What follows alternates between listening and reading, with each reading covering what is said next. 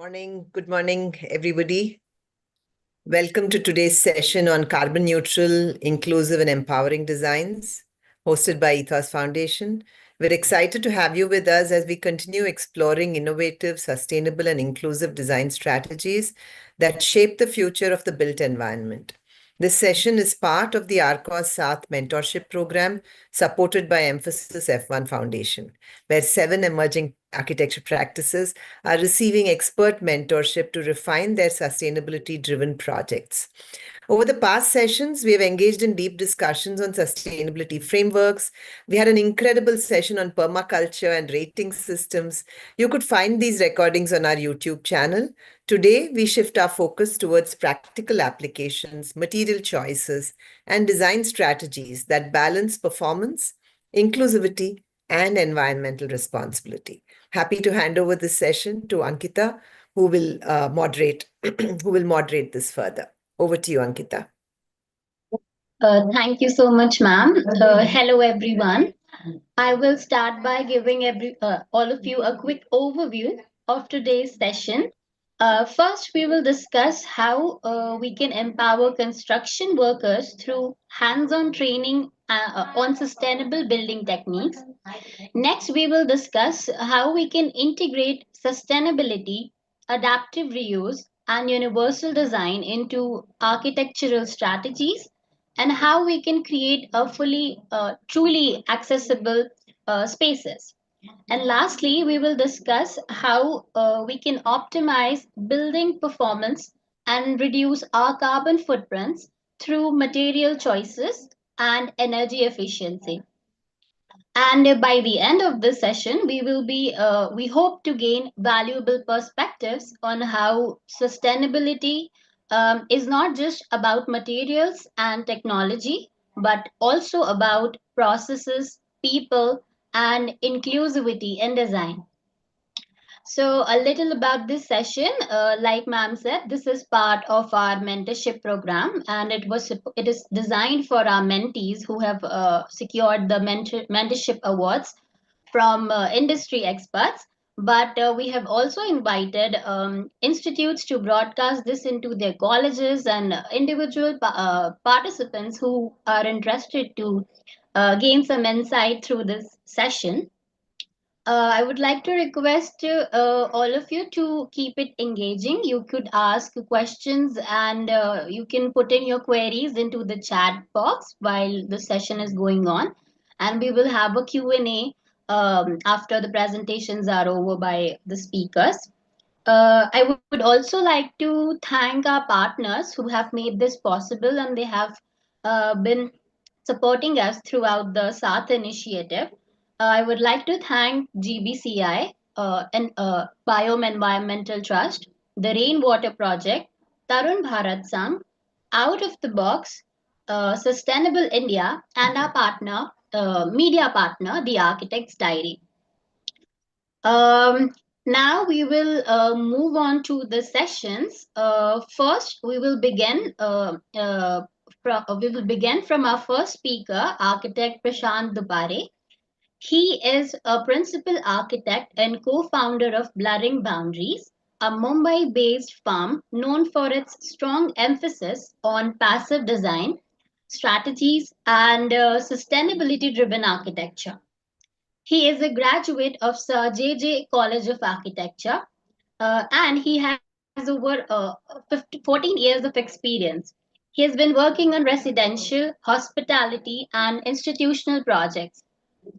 He's been using ecological materials and techniques in his projects, and his firm's work, including the acclaimed Asamale in Alibag, exemplifies their commitment to biophilic and contextual design. I will now hand over the screen to Prashant sir. Hi, thank you.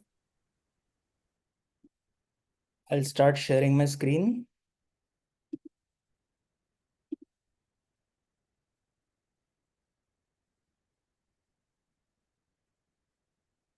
Can you see my screen?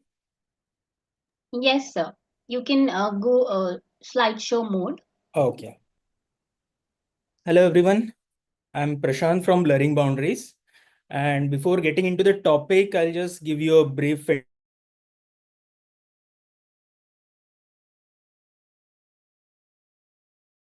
Shriya. And our practice focuses a lot on the context. I mean, maybe it's the site, maybe it's the client's requirements. It could be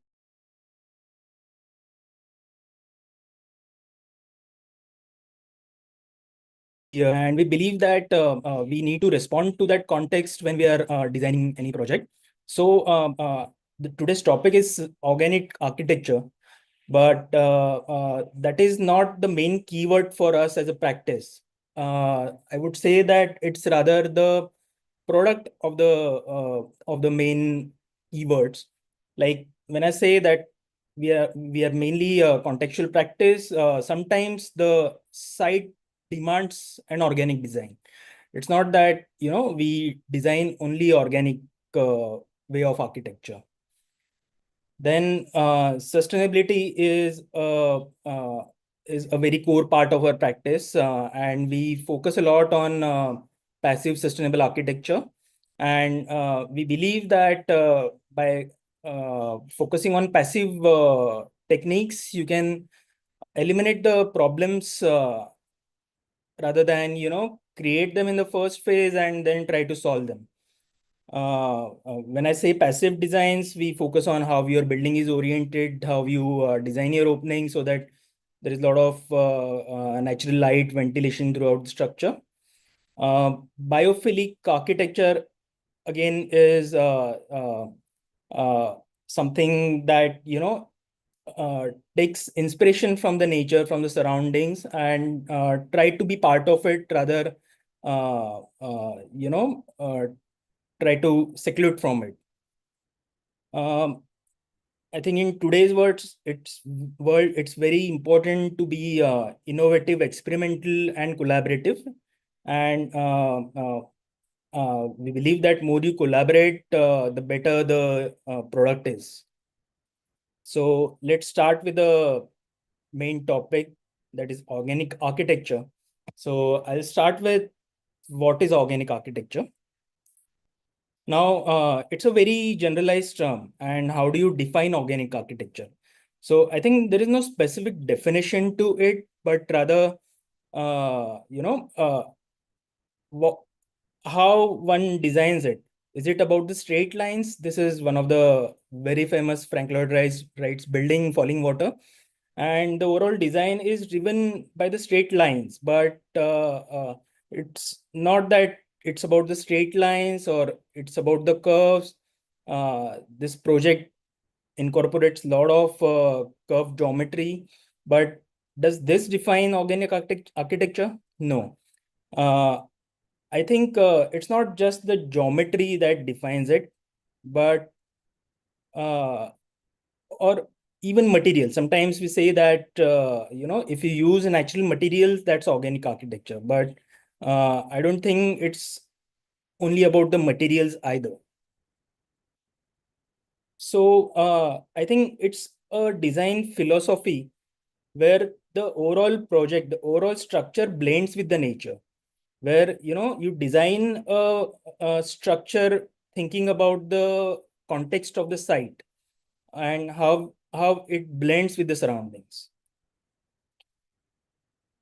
In the organic architecture, I think your buildings are in sync with the surroundings. Like in this example, they've used courtyard really beautifully to incorporate natural light into the building. You see these huge glass facades ensuring that it's connected to the surroundings. You're always visually connected to the surroundings. And the overall design kind of imitates the nature. You try to incorporate the natural elements into the building, be it the greenery, be it the organic forms, be it the play of proportions, play of natural light and ventilation. So I think all of these aspects together form the philosophy of organic architecture. Next is why you should design organic architecture. I mean, obviously, it's not necessary to do organic designs, right? Um, uh, I would rather try to answer this question by question why not. I still remember that during my college days, I came uh, came up with a organic design for one of the project, and it kind of freaked out the professor. He was like, "What is this? How will you build this? There will be so much of wastage of material, etc., etc." But then, if you really think about it, it doesn't really waste any materials. It just depends on how you use them. Just because the manufacturers are making the tiles in square or rectangular shapes doesn't mean that your rooms also have to be square or rectangular. You can always use those waste tiles to create beautiful patterns in the floor, etc. And there are many other alternatives which you can use to ensure that there is no wastage of any material. Then there is the question of space efficiency. And again, it depends on how you utilize the space. Uh, Going curved doesn't mean that the space is not efficient. In fact, it can be even more efficient than the rectangular designs in many cases. So, so basically, I'm not trying to say that organic designs are more specificient, are more sustainable. Even the plain, clean, minimal designs, modern designs can be equally sustainable. The question is that if your site demands it, if your program demands it, then why not? There is no reason for you to not go for it, basically. Then next is, how do you design organic architecture? And as I said before, it's not that I decide that, oh, I'll only design organic, or oh, I'll only design very clean modern structures. No, but it's mostly for us, it's driven by the context. For example, in this building, it's a natural farmhouse, and you can see that there was a lot of trees on the site. So we had to kind of find a spaces in find those pockets uh, in the middle of those trees. And so naturally the form that came out was a very fluid geometry, very fluid or organic geometry. So the next part was passive design technologies and how do you incorporate those. Most of the rooms are oriented in east-west direction to minimize the heat gain from the south. And it also allows for a lot of ambient natural light from the north side. So we have huge glass facades on the north side, and most of the rooms look outside into the jungle towards north. And also the thick mud walls on southwest sides, they ensure that there's no passive heat gain. Then we designed the openings in such a way that there is enough of cross ventilation throughout the structure, so that dependency on the air conditioning is minimized for the human comfort. All the roofs are sloping towards north side to again minimize the heat gain from the roofs. And this is the final layout that came up with. So I wanted to show this process of the design to again highlight the fact that it was driven by the given context, and it was a response to that context. These are few visuals of the project. As I said, it's a natural building. You can see a lot of mud walls, stone walls. We have used a lot of wood, which was procured from the site itself. We dug a pond on the site, and the soil was used to make these mud walls. So most of these materials were procured from the site. We have used bamboo for the roof. A lot of recycled materials like the wheels, the waste bottles are utilized in the project. And again, I would also like to highlight that the wood that we procured from the site is used in its original form. So we didn't take it to the sawmill to, form those straight logs. And it just becomes part of that language of the design. And also, it becomes a part of how organically shaped the spaces are. This is the veranda of the house.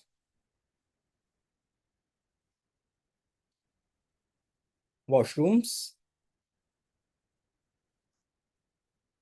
and the private areas, bedrooms. This is another project, Asmalai in Alibag.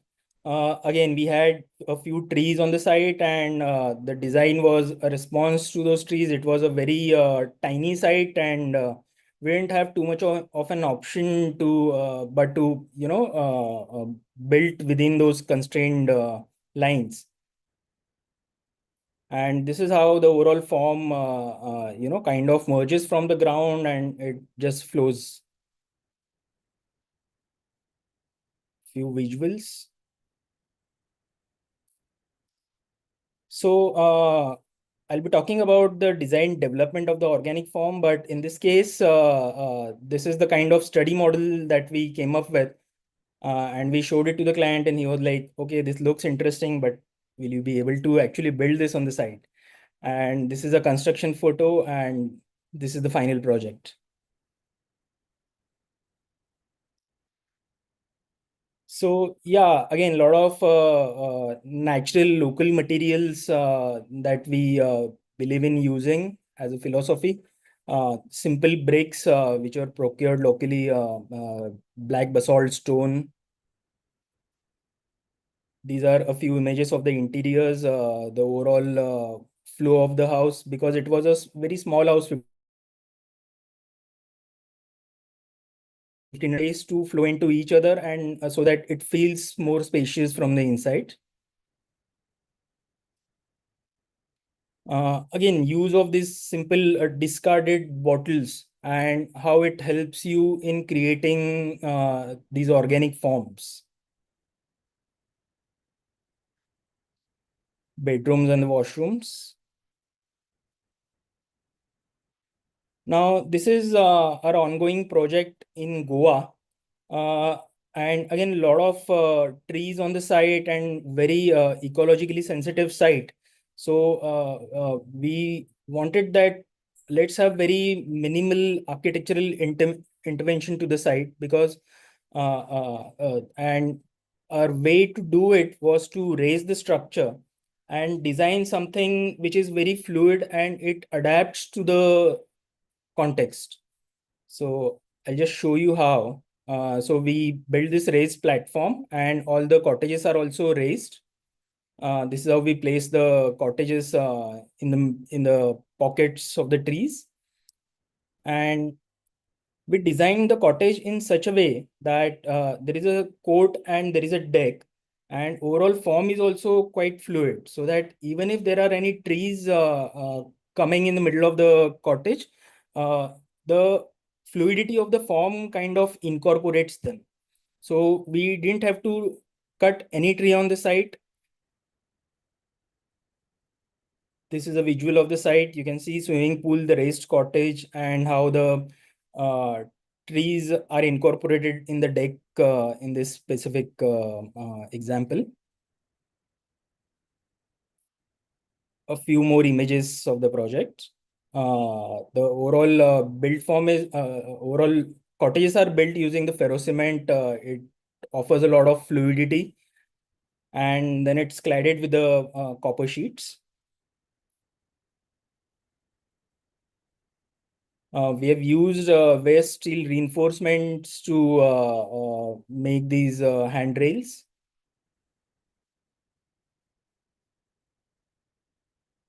This is cottage from inside. So this is how the site originally looked. It was like a jungle, and we were like, oh, it's a huge challenge to build anything in this. And this is the neighboring site where one builder has made the villas which you see in Goa very often nowadays. And even this site was very similar to our site, had a lot of trees, and they chopped off all the trees and built this. And we were like, no, we are not going to do that. Let's try to, preserve the ecology. And that is where the organic architecture came into the place. The whole fluidity of the design offered us to do just that. A small video of the construction site. So this is the lifted walkway. You can see that the intervention at the ground level is very minimal. We have only 4 columns for each cottage.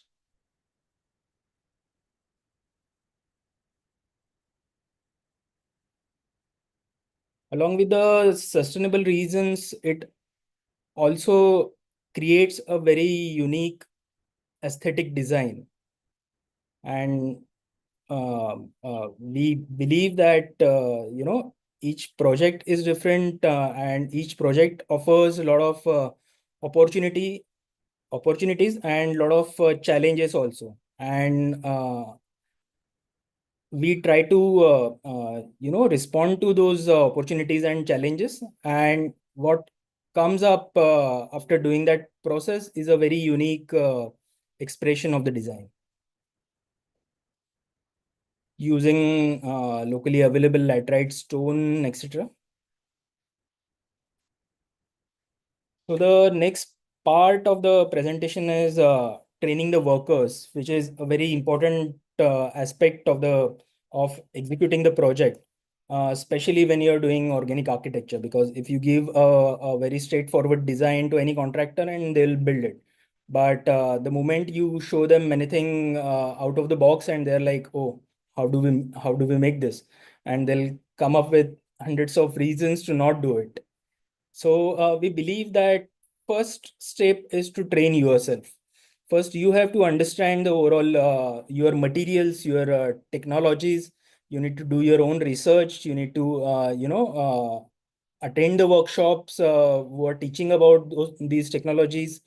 We even now we end up meeting the experts. We make the mock-ups for the given technology, and yeah, I mean, there's no option to understanding and first doing it by your own hands to actually get the grip of it.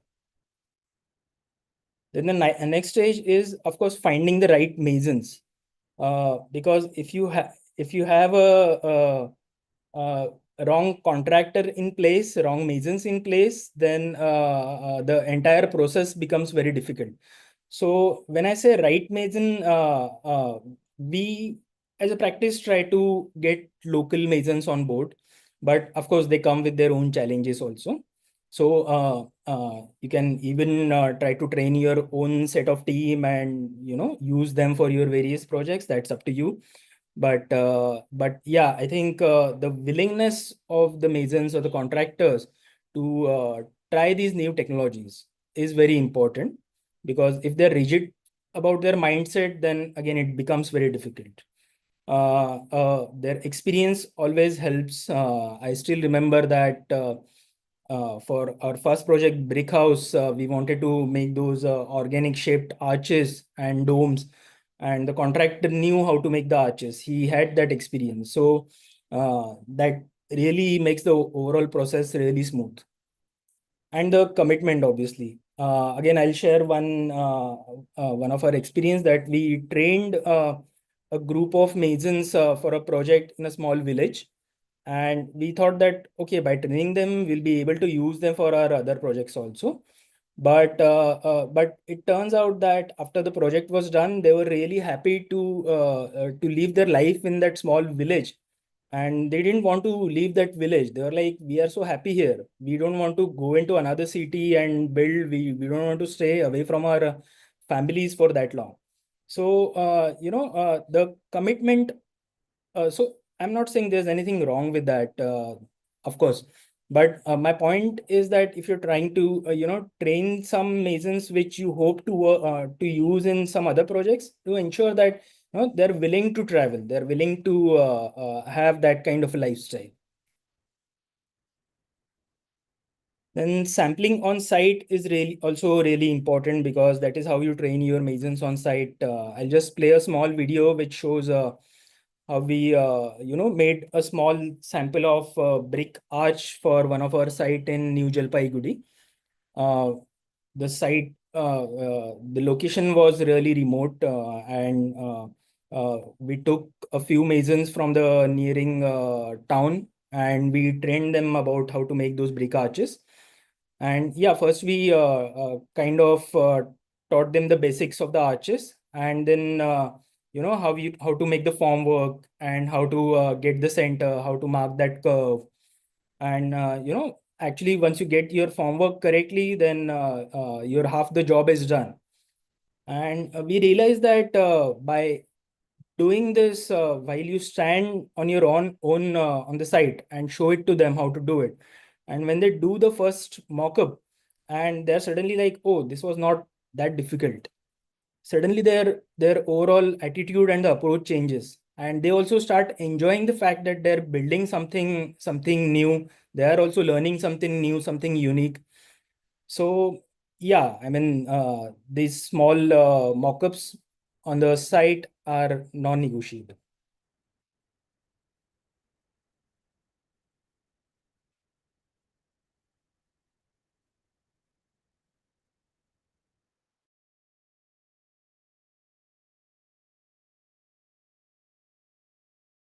Fulfilling experience to see the arch standing when you remove the formwork. And I think it is also very important to document all these processes. To document these processes, to make drawings and the sketches. If you see this video, it's a very simple thing how to make a rat trap bond. But when you tell this to a new mason, they think that it's something very complicated. But we have made these simple sketches, simple videos, simple drawings. And the moment I show this to any experienced mason, and he's like, oh, I can do this. So such small measures also make a huge difference, because you can't every time go to the site and every time, keep explaining all these aspects to the local masons. So making such small drawings, sketches, videos also help a lot. Thank you. Thank you, Prashant sir, for such an informative session and teaching us the approach towards the organic architecture and implementing passive strategies. It was very enlightening. We will now open floor for a Q&A session for Prashant sir's presentation. I would like to request mentees and our audience to ask questions for the same. You can use the chat box or either unmute yourself to ask questions. We have one. We will start with that one, Prashant sir. Sonam from our team is asking, how did your foundation, how did you navigate the roots of the trees for the foundations? And in the copper shell building, even if the structure is lifted, the stills would need a good foundation. So, regarding the elevated project which you um, explained. Yeah. The thing with the tree roots and the foundations is that, obviously you can't touch the bark of the tree and go very close to the roots. But you first need to understand which tree is it, and you'll get a fair idea of how the roots spread. And in most of the cases, you'll find that the roots kind of shape themselves around the space that they get. So they don't typically damage the foundations, but they kind of mend themselves according to the whatever is coming in their way. About the Goa project, yeah, of course, there are 4 foundations for each cottage, but that was kind of the minimum that we could come up with. If the entire building was sitting on the site, I think almost half of the site would have been covered with the buildings and with all the foundations and plinths, etc. So yeah, we have used very basic steel column supports, and we required very minimal foundations for those. All right. So for your clients who are not passionate about sustainability, how do you convince them to try such a projects, and how do you implement sustainability in with modern aesthetics? If you could answer that. So uh, we have been practicing for 15 years now, and initially we struggled a lot to convince the client to go this way. But in so many cases they were not ready to do this. But I think now with the time, the overall awareness about sustainability has grown. We kind of did stick to our basics. We kind of tried to achieve as much as we could at that time. And now slowly, instead of we trying to convince the clients are coming to us for sustainable buildings. So I think over the time that has changed dramatically. In terms of modern aesthetics, what we try and do is that we use the locally available simple materials, but I think it's very important how you use them. As in, once you understand the materials, its strengths and its weaknesses, then you can then create more free-flowing organic shapes with those. So I think, yeah, again, using those simple materials, you can create very modern and very aesthetic buildings. Okay, thank you, sir. Shrivarshini, would you like to ask your question? Hello. Hi, sir. It was a very informative session, and I mean, the presentation was really informative. I just wanted to know, like, how was the copper sheet performing, and if we use it, is there any thermal comfort because of it? Like, it reflects the light, I'm assuming. So it reflects the sun rays and light. Mm. So yeah, it helps in thermal comfort. But see, in this specific project, the overall there were so many trees on the side that Leaves and everything would have been most of the shelters were covered covered by the shades of the leaf twig. and the leaves. So thermal comfort was not such a big issue in this specific case. And Yeah, we okay. use very thin copper sheets. They are not those Mm. thick shingles that you get ready-made. These are very Mm-hmm. thin sheets which can take the shapes very easily. Mm. And, Okay. yeah, they last for long. They're natural materials, so and of course the aesthetic value that it adds to the project. Yes. Yeah, so Yeah, it looks very nice. thank you. The next one is, sir, are sustainable buildings very expensive? Not necessarily. As I said, that you can make. When we say sustainability, I think passive design technology is equally important part of it.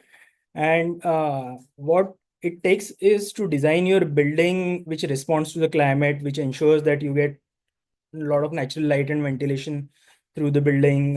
You ensure that there is minimal heat gain. So obviously, by designing it correctly, you are solving half of your problems. And then one core aspect of sustainability is to use the local, naturally available materials. So you're not adding any a cost to the buildings by doing all these aspects. Of course, these days, what many people end up doing is that use the air conditioning, and then they say that, oh, we have used the 5-star rated air conditioning, so that is sustainable. But I think in the first place, if you try to minimize the dependency on the air condition, I'm not saying that you can completely avoid it, but if you minimize the dependency, I think that is what makes the building perform much better.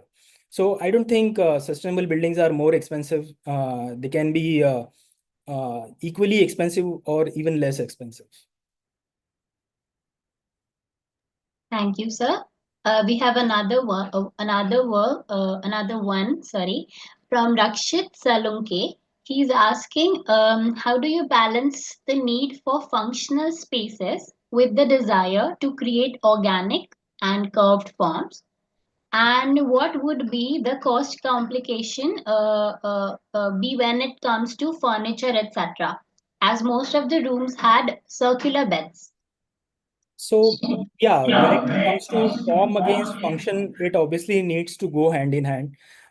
Just because you're creating something unique, organic kind of structure, it doesn't mean that it can compromise on the functionality of it. I think personally, what I always do is that whenever I design any form, I think about the basic furniture layout, how that building is going to be used. If it's a bedroom, then obviously there will be a bed, there will be a wardrobe, there will be a study table. So whenever your bedroom can be of any shape, any form, but it needs to accommodate these basic necessities efficiently. So when you think about the usage and the basic layouts, furniture internal layouts, then automatically you kind of question your form and you modify the form as per the layout. So I think that ensures the efficiency of the space. In terms of the costing, we do a lot of inbuilt furniture. We use ferrocement, we use bricks, stones, even mud to make the built-in furniture. And built-in furniture, the biggest advantage is that you can make it in any shape that you want. It can respond to the overall design language very easily, and it is less expensive than your regular ready-made furniture. So yeah, that is how we control the cost and ensure that your furniture also responds well to the overall language of the building. Thank you, sir. We'll take one more question from Shivashini. When we use organic forms, the shapes and formwork of glass, wooden frames, etc., becomes difficult. So, does that increase the cost?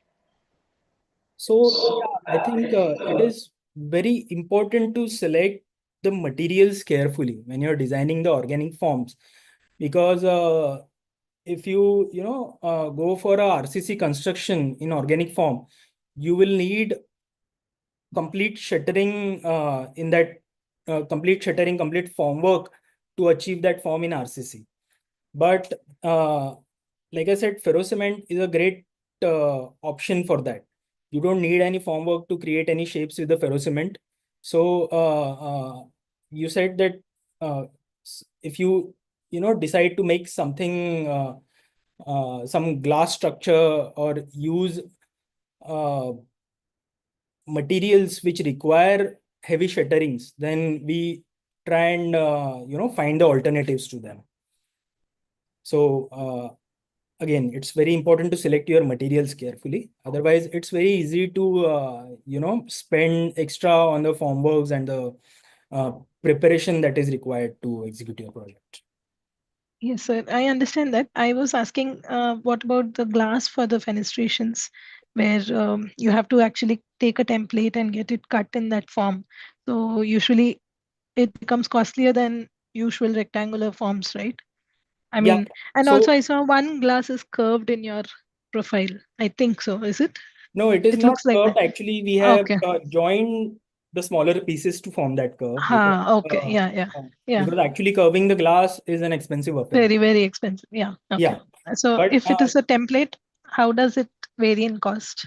Yeah. So what we try and do is that, for example, for this Goa project, though our openings are organic shaped, Hmm. they are all they have similar geometry. So Okay. we make a template for one, and it is repeated for all the cottages. Okay. So that is how Yeah. we try to minimize the templates. Okay. Yeah. Yes. And also, if we are joining small pieces of glass, what is the material? Silicon only? Silicon, sometimes we have the metal It fails. rods also. Okay. Okay. Yeah, sometimes we have wood. It actually depends on what you have locally available there. Okay. Yes. Thank you, sir. Thank you, sir. One more question from Hagi Lakshmi, and then we will move on to Parul ma'am's session.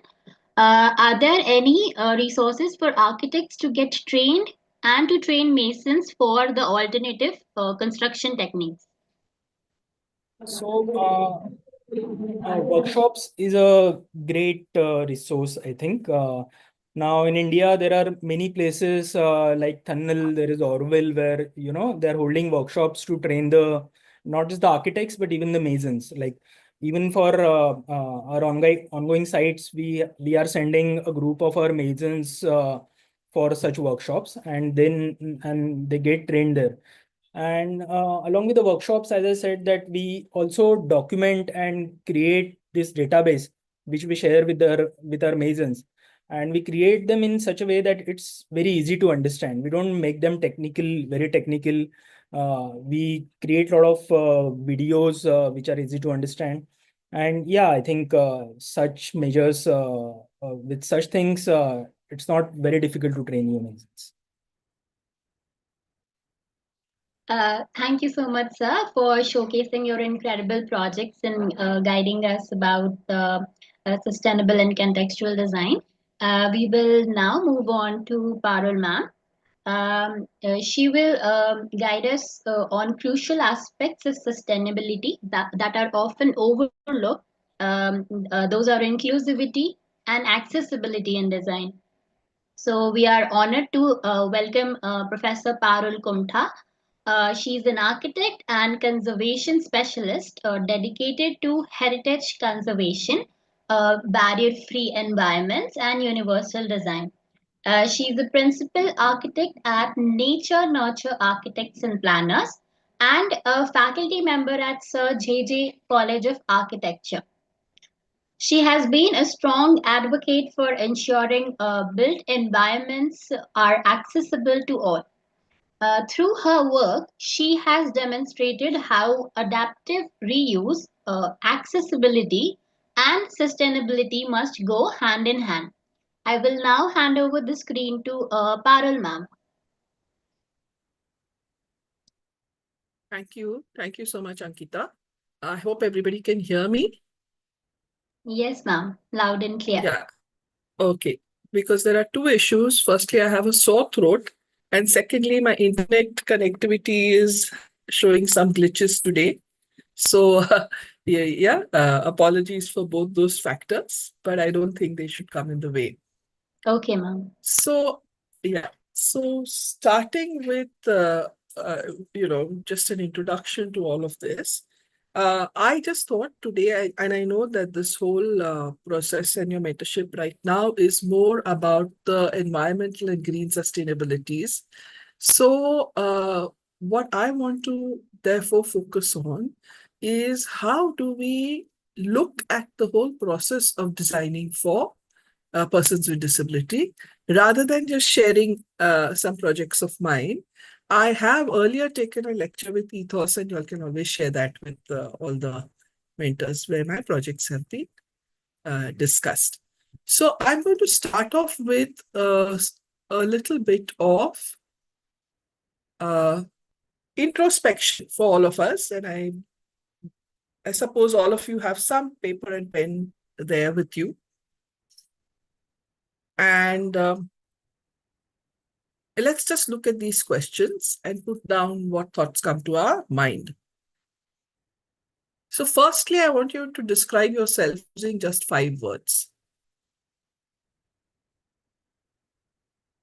I think you can see my screen, right? You're sharing Can you? the presentation as well, ma'am. Yeah, wait. I think I We are forgot to. unable Yeah, to. Yeah. just a minute. Yes. Just a minute. Yeah. Where did that go? Yeah. Sorry. Yeah. Can you see it now? Sorry, I shared the wrong one. Just a minute. But can you Okay. see the screen? It's loading for me. You can try All again. right. Okay. Yeah.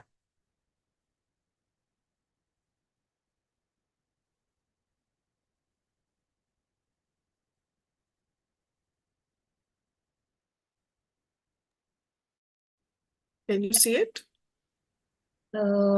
Yes, you can Yeah. do the slideshow mode. It is the slideshow mode. Maybe it's buffering. Okay. Yes, I can see it now. Okay. So the first question in my introspective process was to just describe yourself in 5 words for yourself. And what I want you to do is every time you do this, any of these questions, I want you to kind of make another column where you would put down 5 words in which you perceive persons with disability.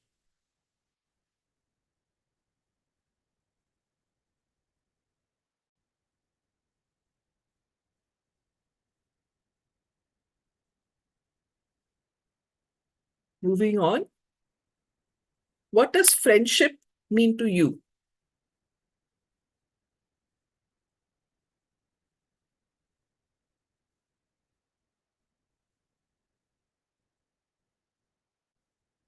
And then again, just think about what you think friendship means to persons with disability.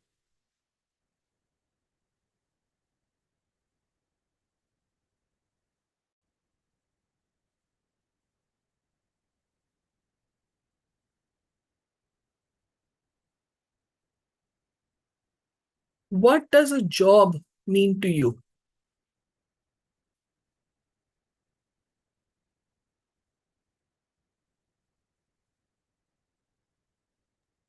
Ma'am, can you please slow down a bit? Okay, Yeah. I'll wait here. I'm Yeah. just being mindful of the time slot, but yeah, Yes, you yes, can yes. wait I because understand. this is an important part of it because other things will flow from here. Yeah. Yeah.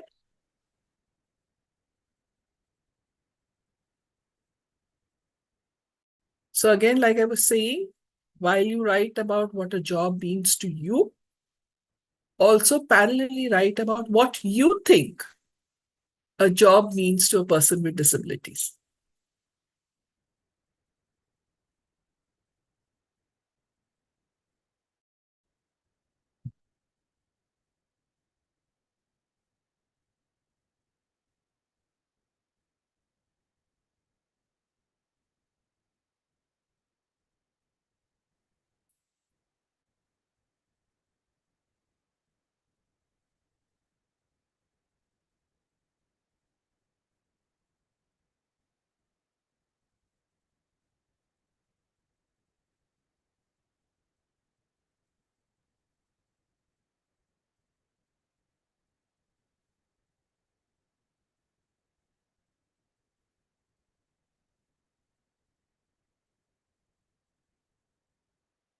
What does family mean to you?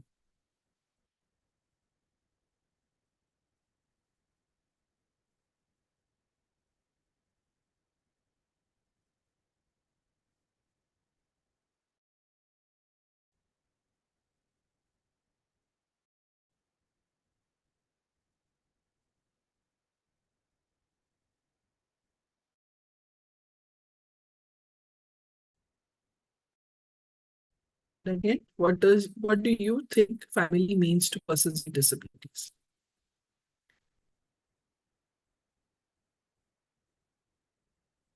And here, while we are talking of persons with disabilities, we look at the broader spectrum, including persons who would be seniors, persons who would be very young and dependent, like children.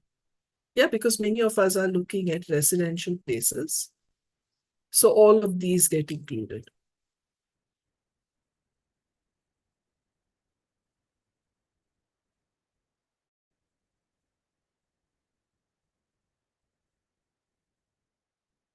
In your 20s, what were or what are your dreams?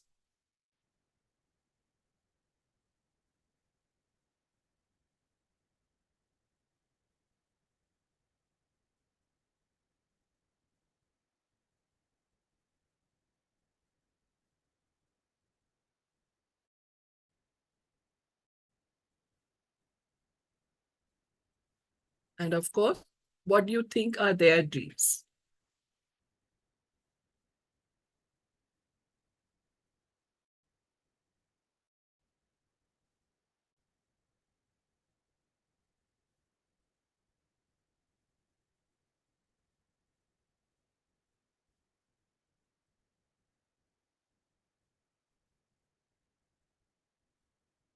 What are the roles by which you value yourself? What are your valued social roles? For example, everybody here is an architect, and an architect has, is looked upon with some respect. I mean, when you say it with pride, right? I'm an architect. So what are these kind of roles, social roles for which you're valued?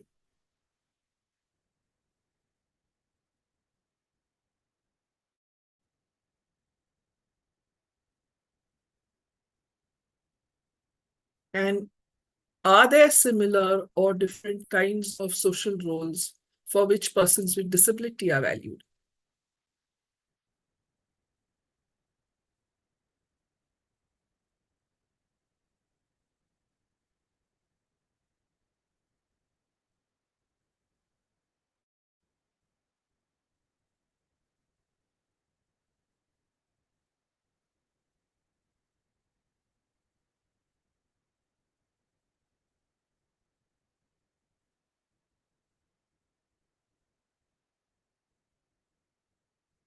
Have you ever been treated as always a child?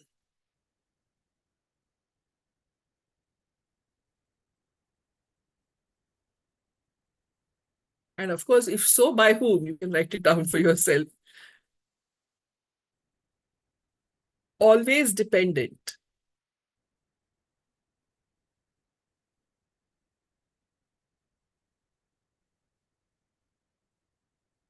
An object of charity. Bechara, bechari.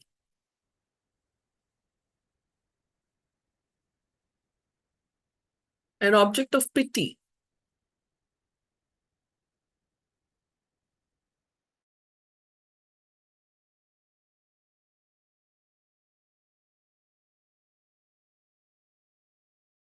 An object of fear.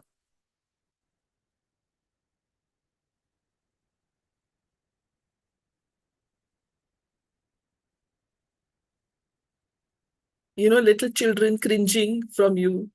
Have you ever had that?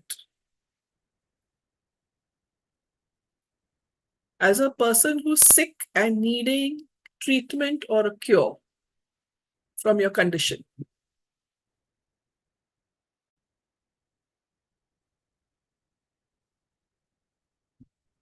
As a client.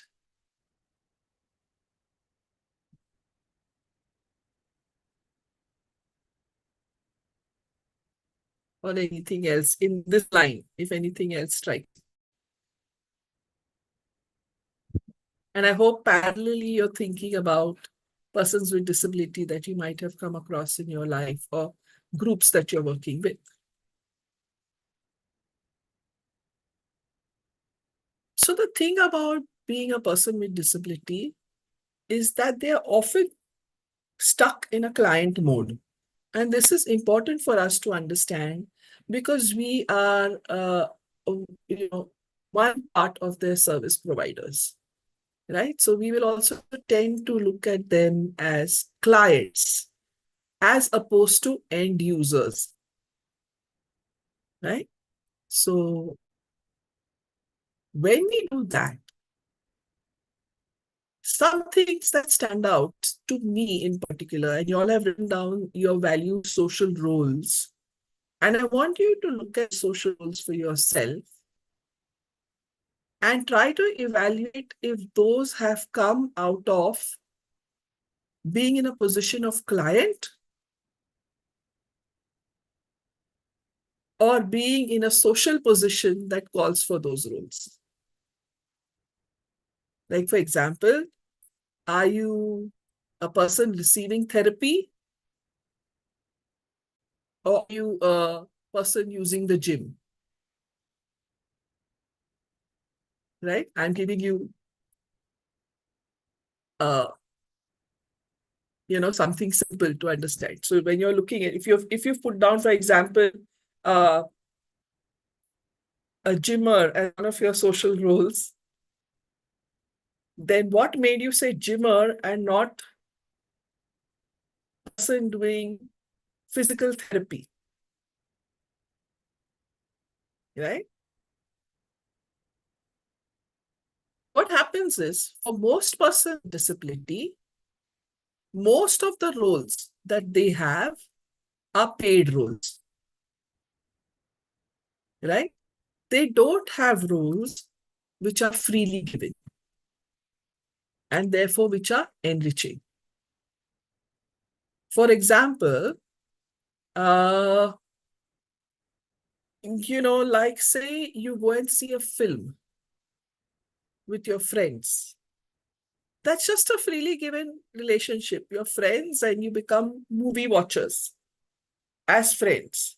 And both of these social roles are freely given roles, right? You choose to be, you choose as a group of friends to go to a movie. But many times for the group of persons with disability, there will be persons who are looking after them, who will take them as a group for the outing of watching the film. Right? And often the persons who will do this will be persons who are paid to do this. So it's not a freely given relationship.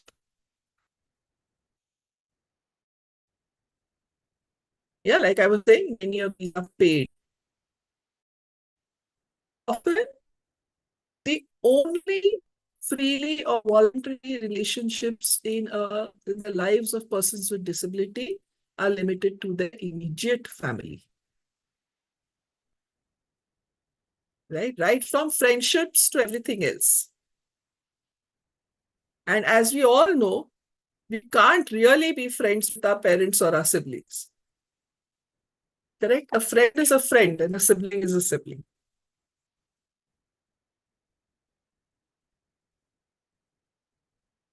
So if you at the good things in life that all of us crave for, like appreciation, belonging, and acceptance, and access to opportunities, a well-rounded, full lifestyle, a wholesome self-image, a good reputation, and freely and voluntary relationships, which lead to personal growth, learning, and eventually to some level of financial stability, possibly, right? If you look at this, if you have to, and I'm sure there'll be more that you can use to describe for yourself what you see as the good things in life. But if you see all of these arise out of being in a position to have valued social roles and freely given valued social roles, freely available opportunities that do not rely on physical infrastructure. I'll give you an example. A very close friend of mine, Ninu Kevani, she's a wheelchair user. And at one of the workshops, when I had called her to just, share about her life, she had, and I didn't know this about her, despite knowing her for many years. She said she used to attend a school which was very inclusive for those times. She's about as old as I am. But the thing is, it was not an accessible structure. So she would be brought like a sack of potatoes to the class on the ground floor, where she would sit at her bench. Through the classes, through the breaks, through PT class, through the lab classes, through the social engagements that the classmates took part in, right? She was just there. She was on that seat, at that seat for 10 years, right? She believed, and as she grew, earlier mom used to bring her, then her dad used to bring her. Then they employed somebody who could do that for her because, they started growing old. So she believed after 10th, her education ends because she lived in a 4-storied structure in Mahim with no lift. And it was because her dad opted to move into another structure with a lift that college became possible for her.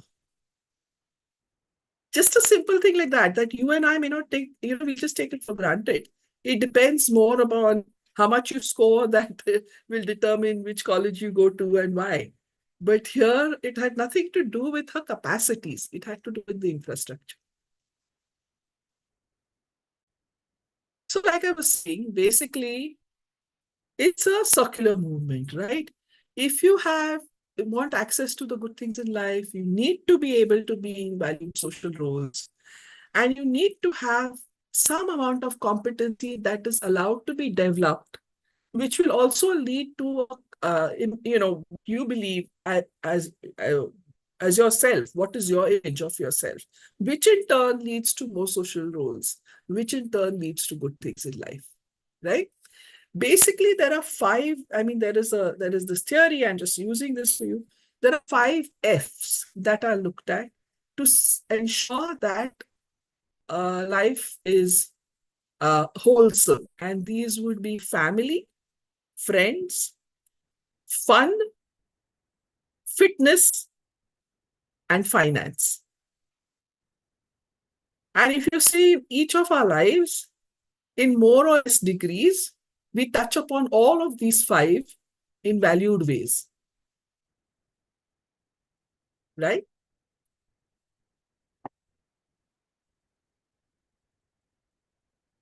So with this in mind,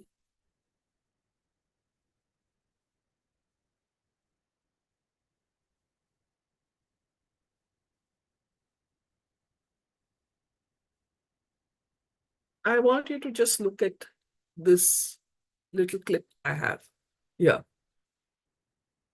Ma'am, we are not able to see the clip. Okay. The presentation is still reshare. Okay, let me reshare. Oh, it's not come up, is it? Okay. Not yet.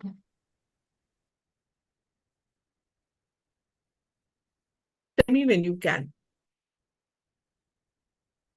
Yes, it's visible. You can? Yes. All right.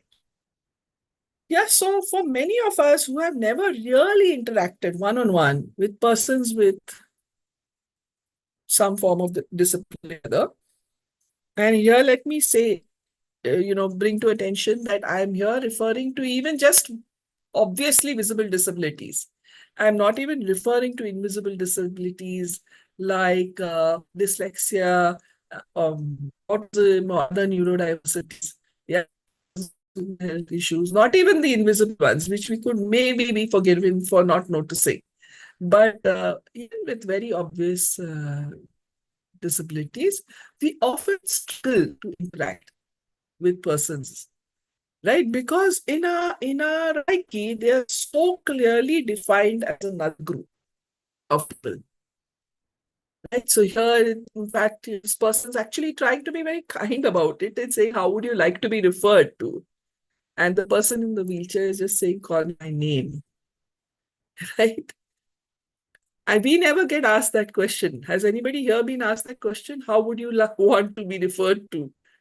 People ask you what your name is, right?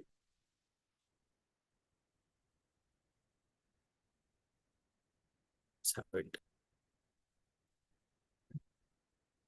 Hmm? Oh, this thing is...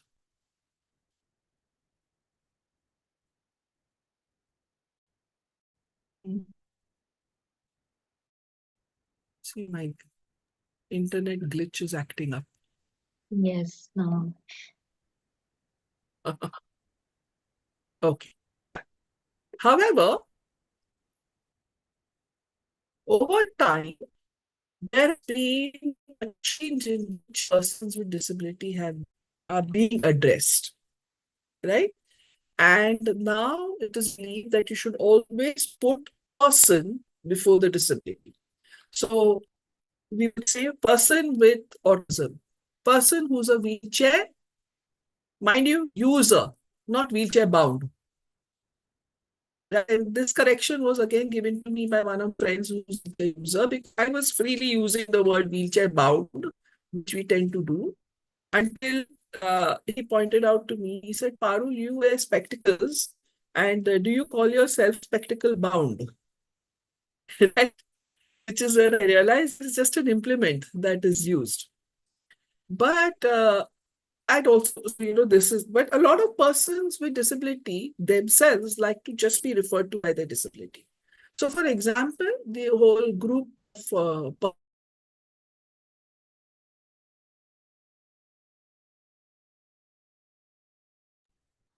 Oh, I think our internet connectivity. We will wait for 5 more minutes.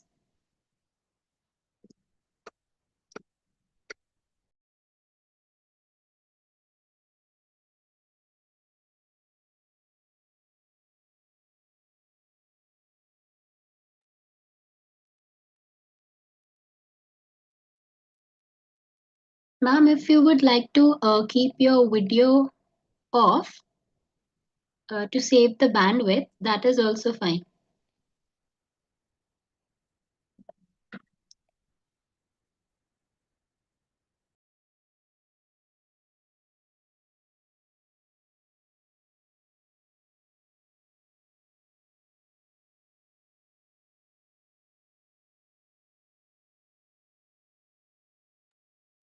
Yes, we can see your screen, ma'am.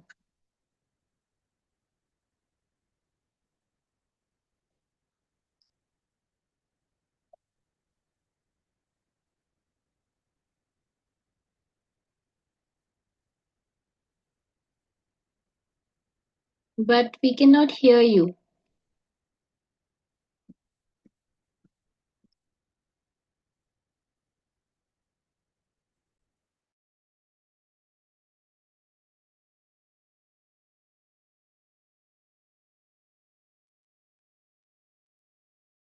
Can you hear me now? Yes, Okay. Can you see my screen? not now. Not now. Okay. Can you see it now? Yes, ma'am, it's loading. All right. Yes, yes. Okay. So I was talking about how we refer to people. It's best to ask them how they want to be referred to. Of course, our government has come up with this term young to address persons with disability. Not all persons with disability movement are happy with that word, because it is like giving some kind of godly properties to persons with disability, and many of them say by doing that you're kind of brushing our problems under the carpet or our challenges under the carpet. Uh, the way one looks at disability also has these 4 types of models. One part is looking at it through the glasses of charity. बेचारे हैं उनके लिए करना पड़ता है. The other is the medical model, which is, I've asked you questions around this earlier, which is basically to say these need to be cured of the ailment. Yeah. The third is looking at it like a social, right? So this was very nice to my attention by one of my friends from the disability movement, when she said that everybody faces challenges. But if society does not accept that difference, then it becomes a disability. I'll give you an example of it. Say you're a young girl of marriageable age and you have weak eyesight and wear spectacles. If you were in a rural setting or a more conservative setting, that becomes a big negative. It becomes a disability in your, CV for marriage, right? But if you are in a less conservative setting or a more professional setting, for example, people will just say, yeah, she uses spectacles. So it's how society views challenges that make it either a disability or just a challenge, right? And the most important type of viewing of disability in a rights-based model, where persons with disability are advocates for themselves. I have to say that the disability movement in India has come a really long way. And in fact, the Rights of Persons with Disability Act of 2016 has been formulated and put together with this slogan, nothing for us without us. So persons with disability from the 21 different disabilities listed within that act have participated in its framing. This is just a timeline of how things have happened in our country, right? So in 1968 itself, the Central Public Works Department had put in some things, regulation for persons with disability. The National Building Code had included it in 1970, right? And then it kept going on, like a little bit added here and there, until the year 2008, where India ratified the UN Convention on the Rights of Persons with Disability, UNCRPD, right? And post that, we have revised our act, and in 2016, it got enacted as a law, right? And now the Central Public Works Department has again adopted many things from the RPWD Act. Okay. We also know that the government has launched the Accessible India campaign, also known as Sugamya Bharat Abhiyan. Harmonized guidelines for accessibility had been created in 2016 itself, published by the Ministry of Urban Development. There were a lot of gaps in it, but it was not that let us start with something that is more comprehensive than what is available in the NBC. However, a lot of work has happened on it. This is what you should be referring to for accessibility regulations and codes, right? The harmonized guidelines and standards for universal accessibility in India 2021. It's on the net, it's easy to get. I'm just sharing some small snippets just to get you, give you a glimpse of how persons with disability, when they are part of society, can be and how different the world looks.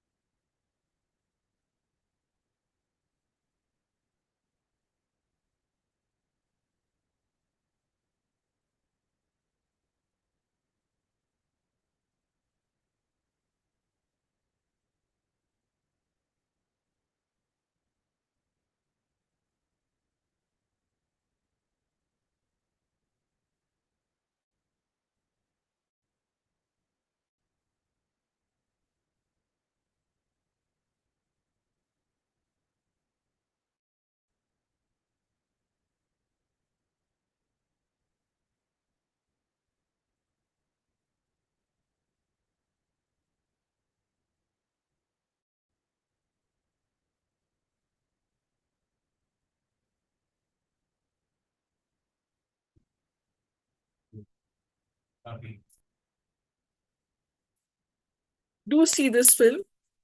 It's there on many OTTs.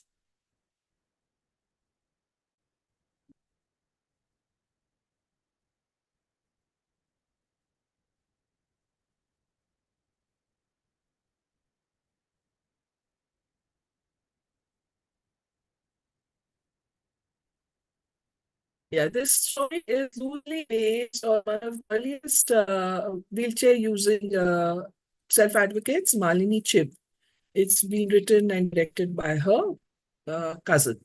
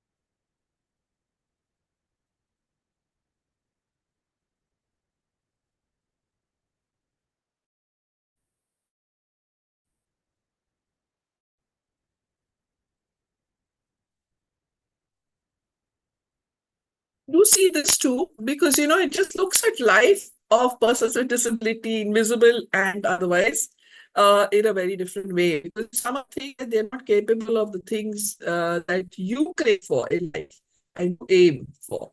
The third one, the dear one, I'll show just a short clip of it. Because this person, Abuli, is himself a person with disability and a protagonist and the star of this film, although a close friend of my son's. Yeah.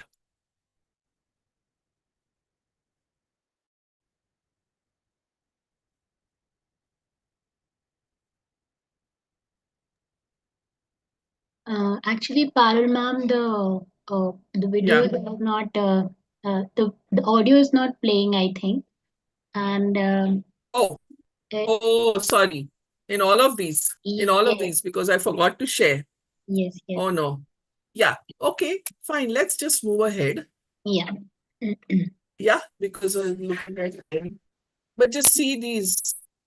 I'm sorry, you should have told me earlier. I could have. Yeah. All right. I'm very used to Google Meet, so this didn't strike me. ठीक है.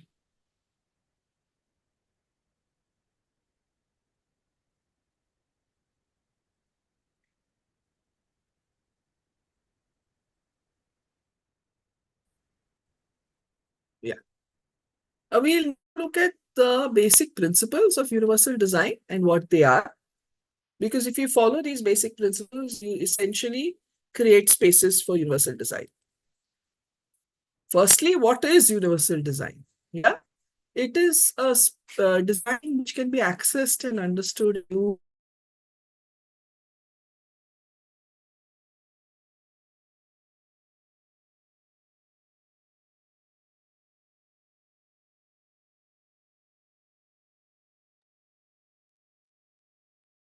Parul, we lost you a bit there. Are you able to hear us?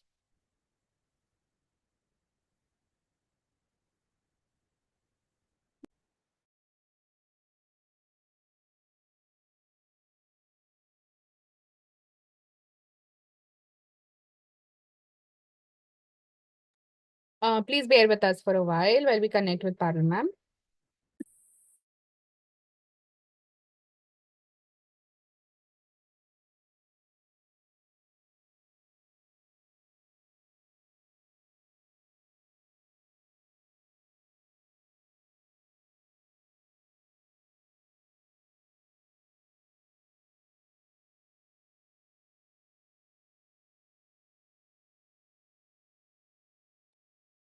Yes, so while we wait for Parul ma'am to join back, begin the session. So to answer your question, Priyanka, yes, they were from Margarita with the straw.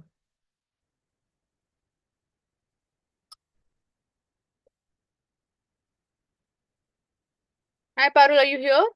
Are you able to unmute? Yes, can you hear? Yes, can hear you. Yeah, okay. And can you see my PPT? Not yet. We were here.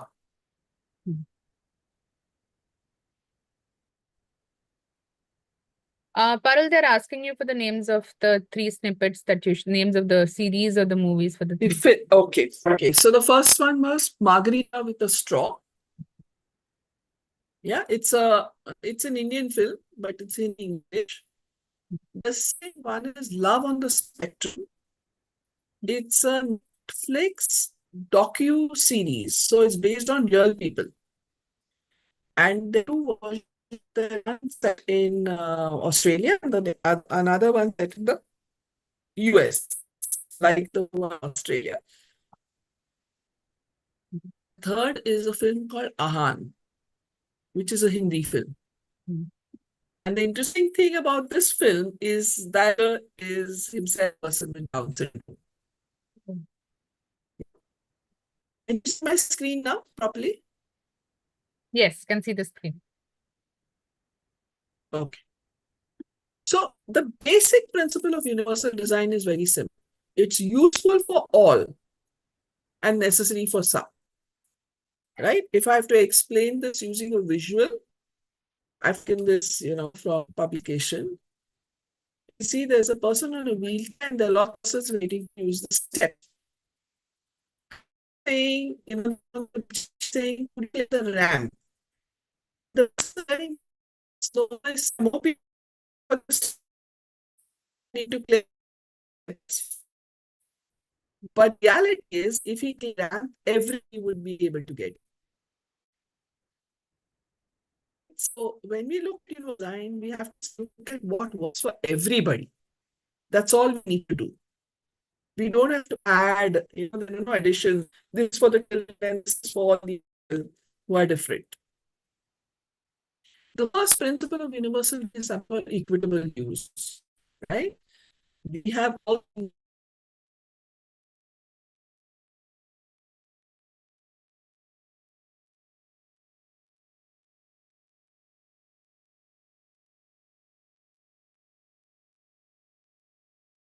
All right, so I think we lost the connection there as well again. Give us a while. And we've typed in the names of the 3 snippets that you requested for this. If this connectivity continues, then Sandeep sir, I think you're here as well. We may begin with your talk next. Just give us a few whiles to confirm with Professor Parul Kumta. Sure, no problem.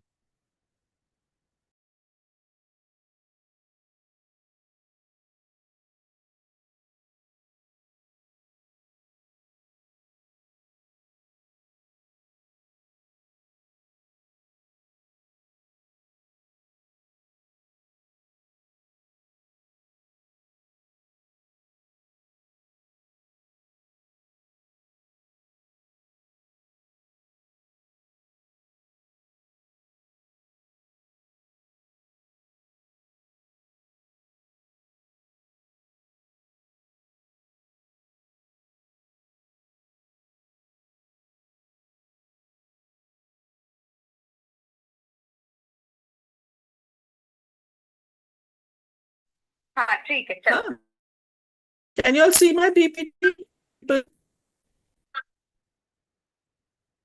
Can you see the PPT? Can you hear me? We can hear you, can't see the PPT. Can't see the PPT, okay.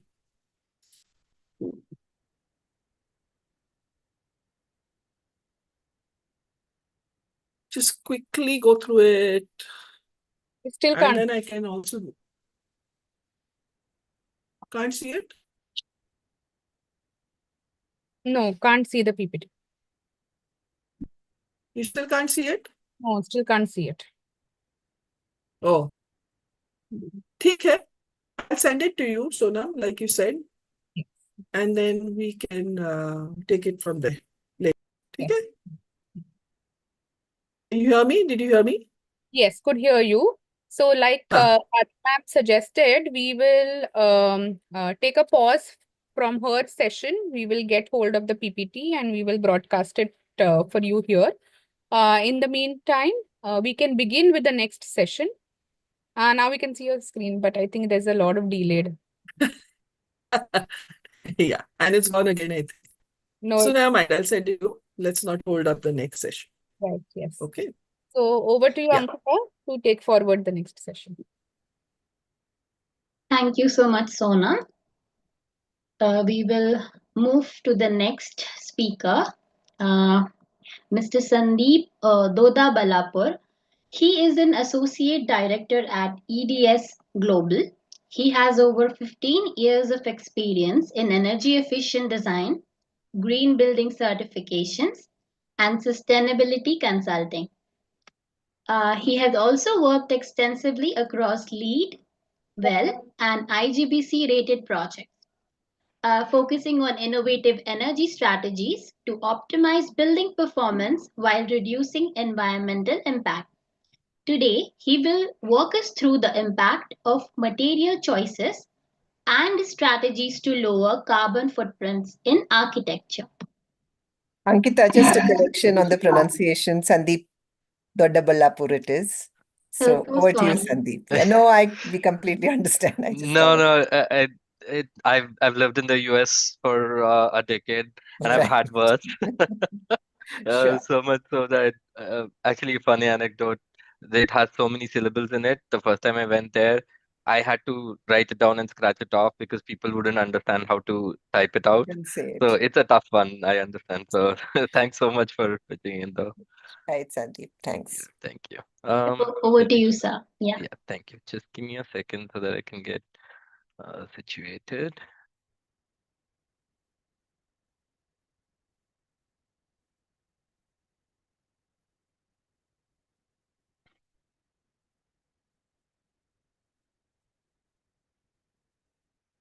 Just share my screen in a second.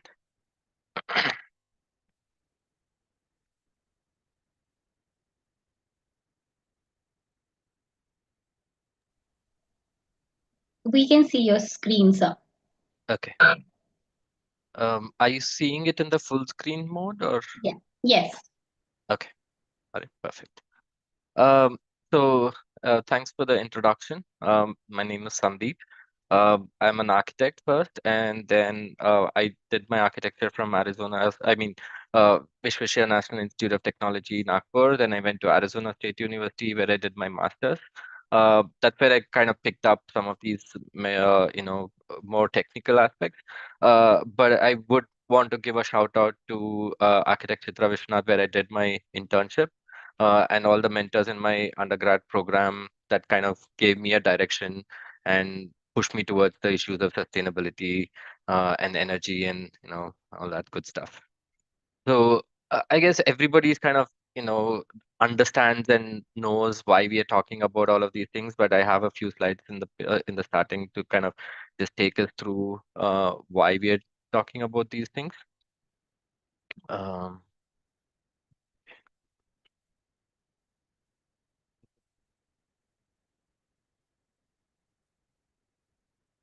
I think my screen's not changing, right? Just give me a second. No. Yeah. Okay. Yeah. So what are the concerns about, greenhouse gas emissions and why are we making such a big deal out of it? And so sure you've seen some kind of graphs like this which shows what has been the greenhouse gas emissions over the millennia, what happened in the past 20 years, but also what it translates to is how we are looking at our own lifestyle, the climate changes that are happening, and its impact to day-to-day life for us, right? And so we kind of have to look at it either ways, as a push on the government side or on our own personal levels to try and ensure that, in our own lifetime and for the future, we're keeping things as sustainable as possible and as so clean as possible.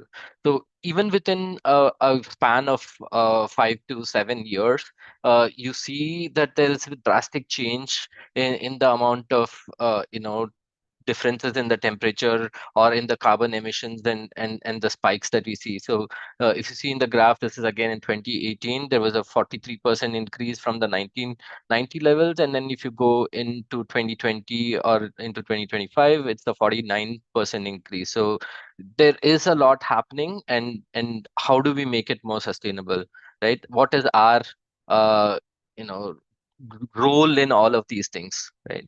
So at every level, people are looking at carbon emissions or GHG emissions. When you look at it at a corporate level, a lot of people talk about scope 1, scope 2, scope 3 emissions, quite complicated stuff. But as architects, we look at it, as what is important for us as part of a build form, and how we can facilitate reduction or control of these greenhouse gas emissions within our scope. And mostly our scope kind of falls under the scope 3 and sometimes under scope 1, some 2. It's like kind of fluid. But this is what the big corporate honchos are generally talking about when they're talking about carbon emissions and their goals and stuff. So in the buildings itself, we know that the building sector, irrespective of which country it is in, it makes a big chunk of, the car emissions or energy consumption. And within that, we know that there are two portions of where all this comes from. One is the building operations, and the other is the embodied carbon, right? So, and also please feel free to stop me and question me whenever if you guys feel that I'm going too fast or there is something that you need to understand a little bit more deeply. So there has been a lot of focus since the 80s on the operational emission side, the operational energy consumption side. So everybody's talking about how do we get the buildings more energy efficient, how do we change the design, and it is very important. But also, as we move further, the embodied carbon emissions also becomes a bit of a more important thing that we need to look at, because you see that over the years, as we reduce the pie on the operational energy, the impact of the embodied carbon content becomes more and more. And when I say embodied carbon, it means like all the materials and infrastructures going into a building has some emissions associated with it, from its extraction to its manufacturing, to its bringing to the site and construction, demolition. All of those things has some impact on the climate, has some energy associated with it. So we do have to kind of start looking at it as we go further down. And so when we're saying carbon emissions, like I said, we need to look at the whole building lifestyle, right?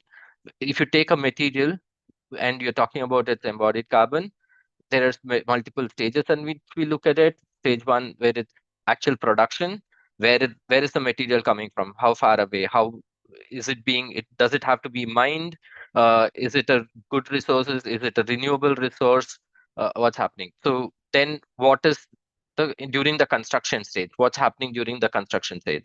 Is there emissions associated with it during the construction phase? And how does it impact the energy consumption during the operational phase, right? And if you look at this, I can tell you that stage 1 is the more important stage, because in a material, most of the embodied carbon emissions come from stage 1, where it's the production from cradle to gate, right? Till the manufacturing process itself, it picks up a lot of energy. A little bit more in the construction phase. If you design it well and the building's designed well, operational phase you can control. And then, demolition and maintenance, again, if you're doing it in a correct way, it does have an impact, but it's much lower, right? So in this graph, we can clearly see that the orange ones is the upfront carbon. So as soon as you start designing a building, you draw 4 lines, you have embodied carbon, being added up, right? Even before the construction, even before anybody moves in, you have a lot of carbon. emissions. That's upfront embodied carbon, right? And then the light blue color shows you scenario one, where it's a standard performing building, right? It's not super energy efficient, but it is definitely quite energy efficient. And as we are going through the years, we are improving the energy efficiency. We are going towards net zero energy, right? And also on the back end of it, all electric grids are getting greener, right? It used to be that the electric grid used to be coal based, right? And even now, the base load in many countries, including in India, the base load is always taken up by coal plants. And then you have supplemental energy coming from, alternative renewable energy sources. But most governments and most people, agencies are looking at changing that drastically. So over a period of time, maybe say in 20, 30 years, the balance is going to tilt from a coal-heavy electrical grid to a more renewable, sustainable grid, right? So even the emissions that you're doing on an annual level in the operational side is going to get cleaner. So what happens is the embodied energy that you've had upfront, that's not going to change at all. Over the years, you can't make it more energy efficient by changing your systems or anything. So what you've done, what you've built remains the same. And that reflects when you're even doing your renovation or maintenance, because the decisions you made upfront are going to impact those things. So that's why embodied carbon becomes important now. Also because your buildings stay for a period of 50 years, although your emissions, you're looking at it and you're going to normalize it over a period of 50 years, it does show up as a quite a substantial number, right? So how do we deal with all of these things? Where do we start looking at it? So one is trying to understand the product, where its raw material supply is coming from, what is its manufacturing process, during its construction installation, and all of these things. Again, we have to really understand what these materials are and try our best to use the right kind of materials in the right kind of spaces. Again, just another illustration of because this is a little bit more on the technical side. There are ways and means of understanding, analyzing, and quantifying these numbers.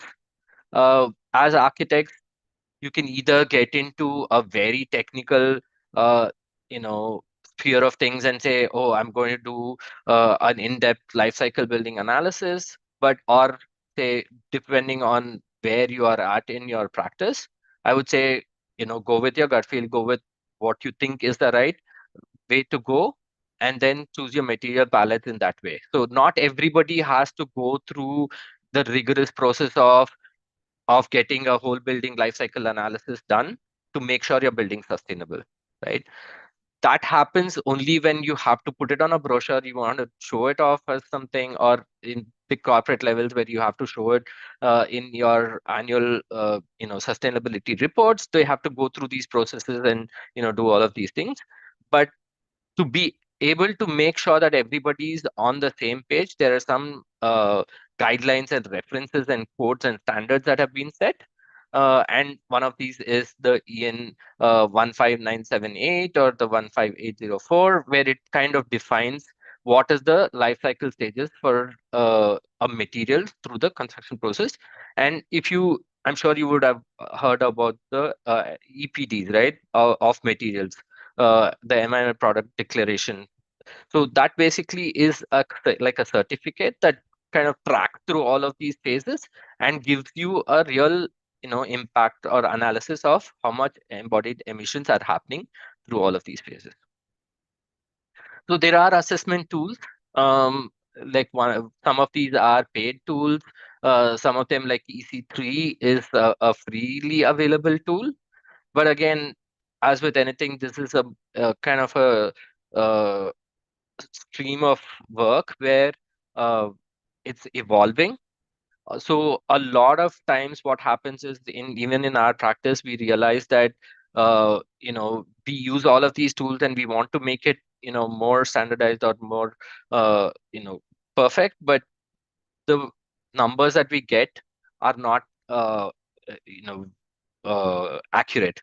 So what happens is, say I'm looking at some material, say concrete is a material that has a very higher embodied energy, but where is it being manufactured, who's the manufacturer, all of those different aspects changed the numbers a little bit. And some of these tools, because they are from the Western hemisphere, the numbers that they show up are different. So always take them with a pinch of salt if you're trying to go in the more detailed format of doing things, right? So kind of let's just jump into a little bit of the design side of things, right? How does carbon or embodied carbon influence your design, or how should it influence your design, right? So first thing we would want to look at is how do we build less, right? So if you build nothing, there's no embodied energy at all in it, right? So as an architect, our goal should be to try and optimize spaces in such a way that there is a possibility for collaborative use, a sequential use of spaces, so that we are not overly building stuff, and also kind of translates to optimizing all the elements that come through in design, right? And it is important for us to also integrate all consultants in, and bring them on board.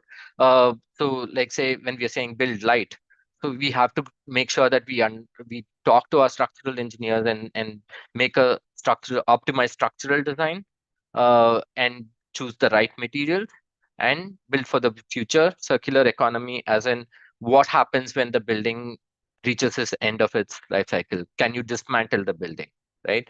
For instance, you could have a building that has a initial very high embodied energy. It could have like a steel frame building with some cladding or whatever, but because that building is defined in such a way, or designed in such a way, that the end of the life cycle of the building, you can easily dismantle it and then takes the bits and pieces and reuse it somewhere.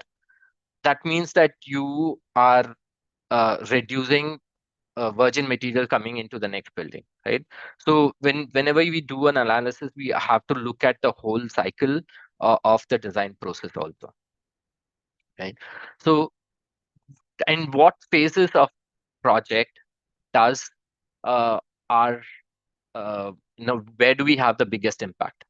I'm sure this graph will be the same when we are talking about issues related to energy, where we're saying the planning and design phase has the most impact in being able to reduce the energy efficiency in a building, right?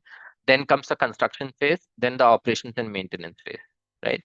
So we clearly can see that the potential to avoid any energy or embodied carbon is greatest during the initial phases of the building design, right?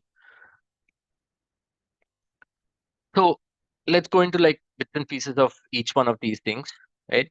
So when we say, is a new building necessary to meet the design brief, right?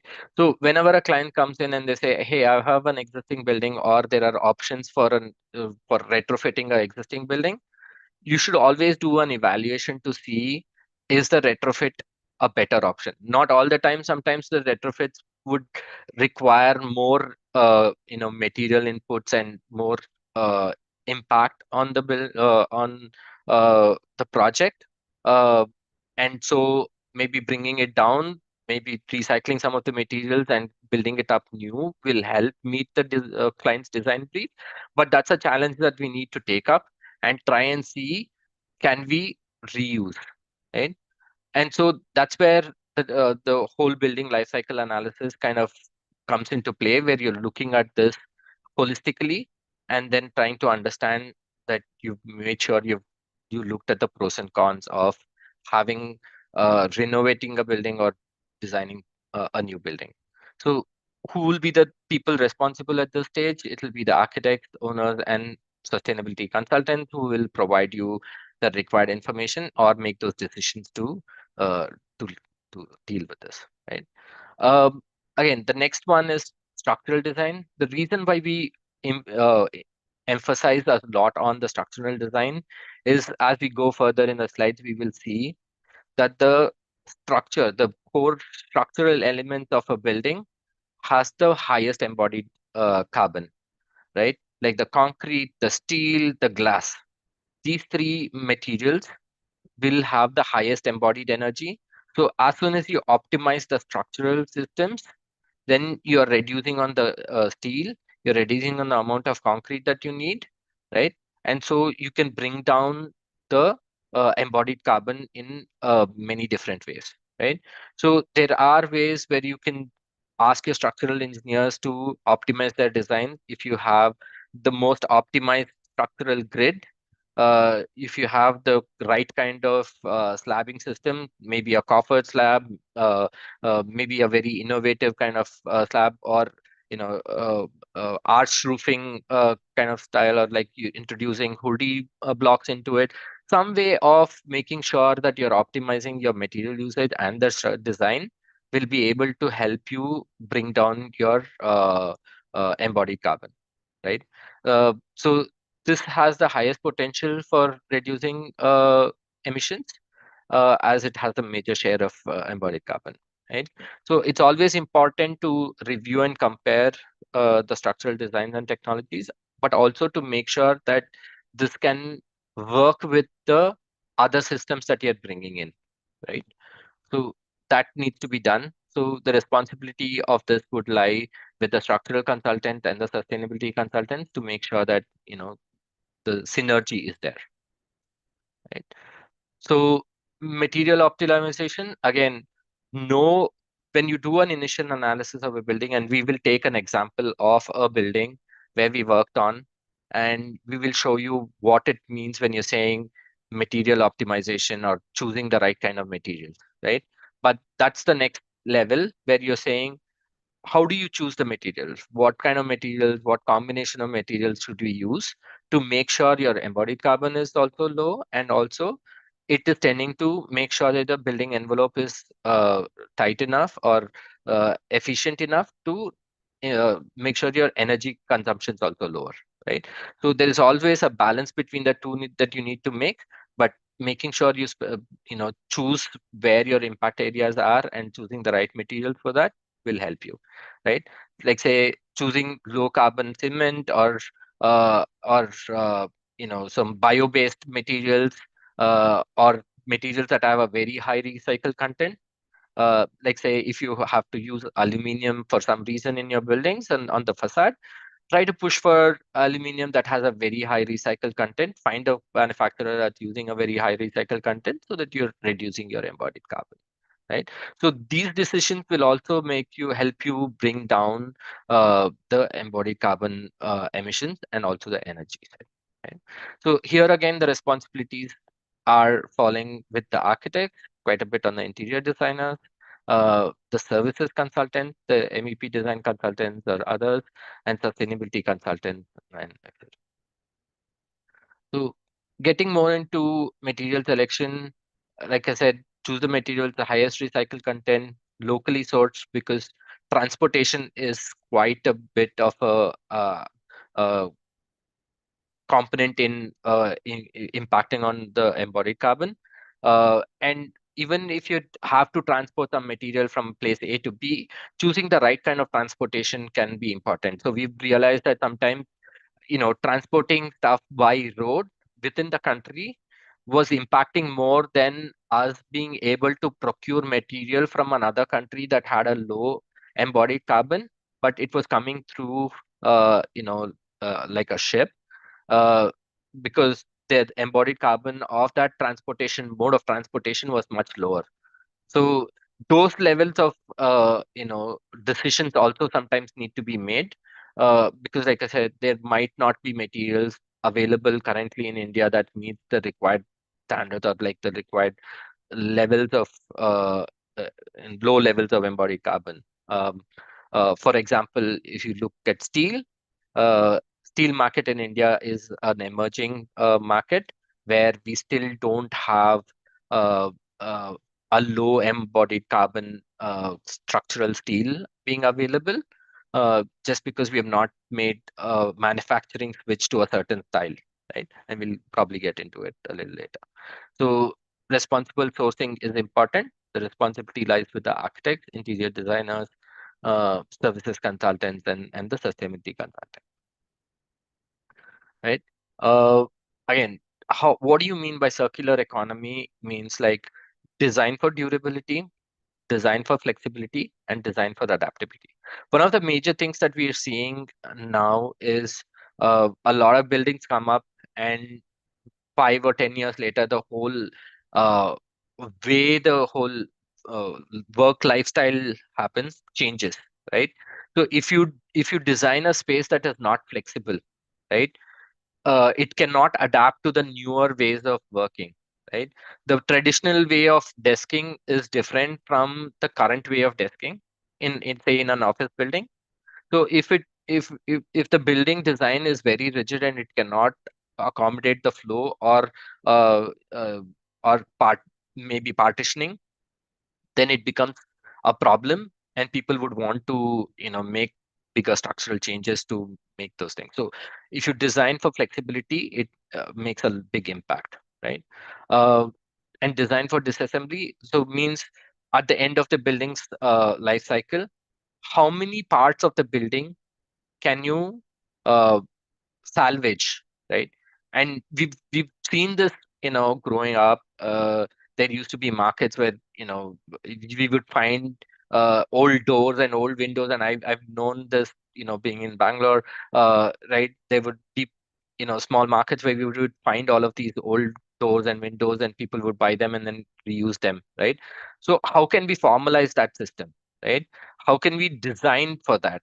How can we change the way we you know from the starting design, say if you're using precast concrete structures or like steel structures, how do we design it so that you can at the end of the life cycle of building, like Legos, remove it and use it somewhere else, right? So that that should be something that you can explore and use, right? And also, who the responsible people again would be like architects, interior designers, services consultants, sustainability consultants, etc. So let's get into a project example now. And this was a project that we did for SAP, and they have and I'm sure it was in the news, they have a headquarters coming up in near Devanahalli.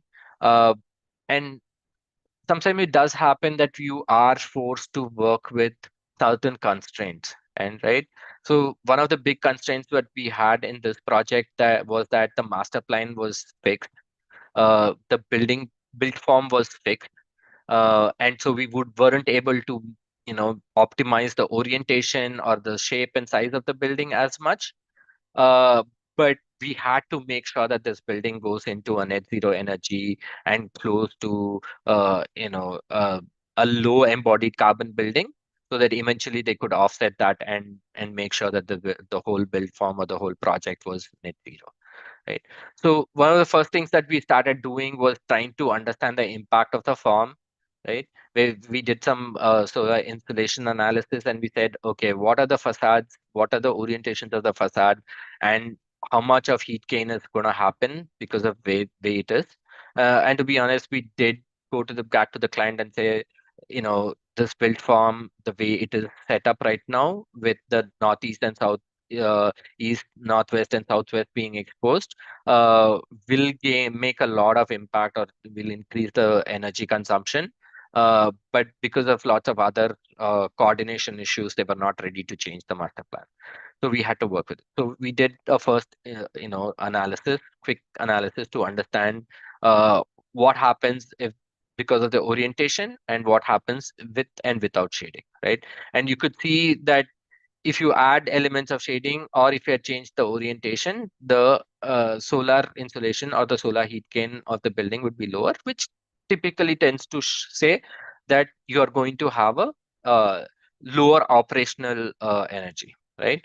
So always look at reduce, and then you know talk about like making it things more efficient. So that's the motto we also try to look at, reduce first, and then try to see how you make it more efficient. Then we went into a little bit more of the design aspects and how to work with the current form that we had and use some modulations to kind of make sure that it fits our requirements of being a more efficient facade, more sustainable facade, more energy efficient building. At the same time, meeting some of the other requirements that the architect might have, right?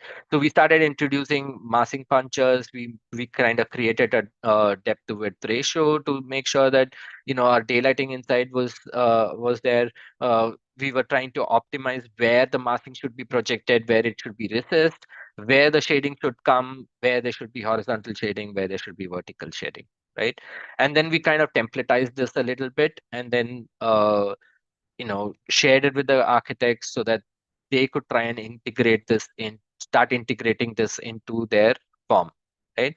So the same ideas that we gave them, they started putting it into their design, and they're saying, oh, okay, so now I can play with my form. What happens with that? How much of daylight will I get? Will it be shaded? Will this facade be shaded during a certain period of time or through the year, right?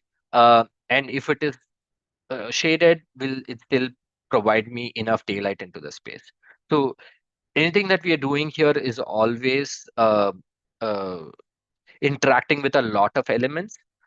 Anything that you do on the facade will impact something inside the space.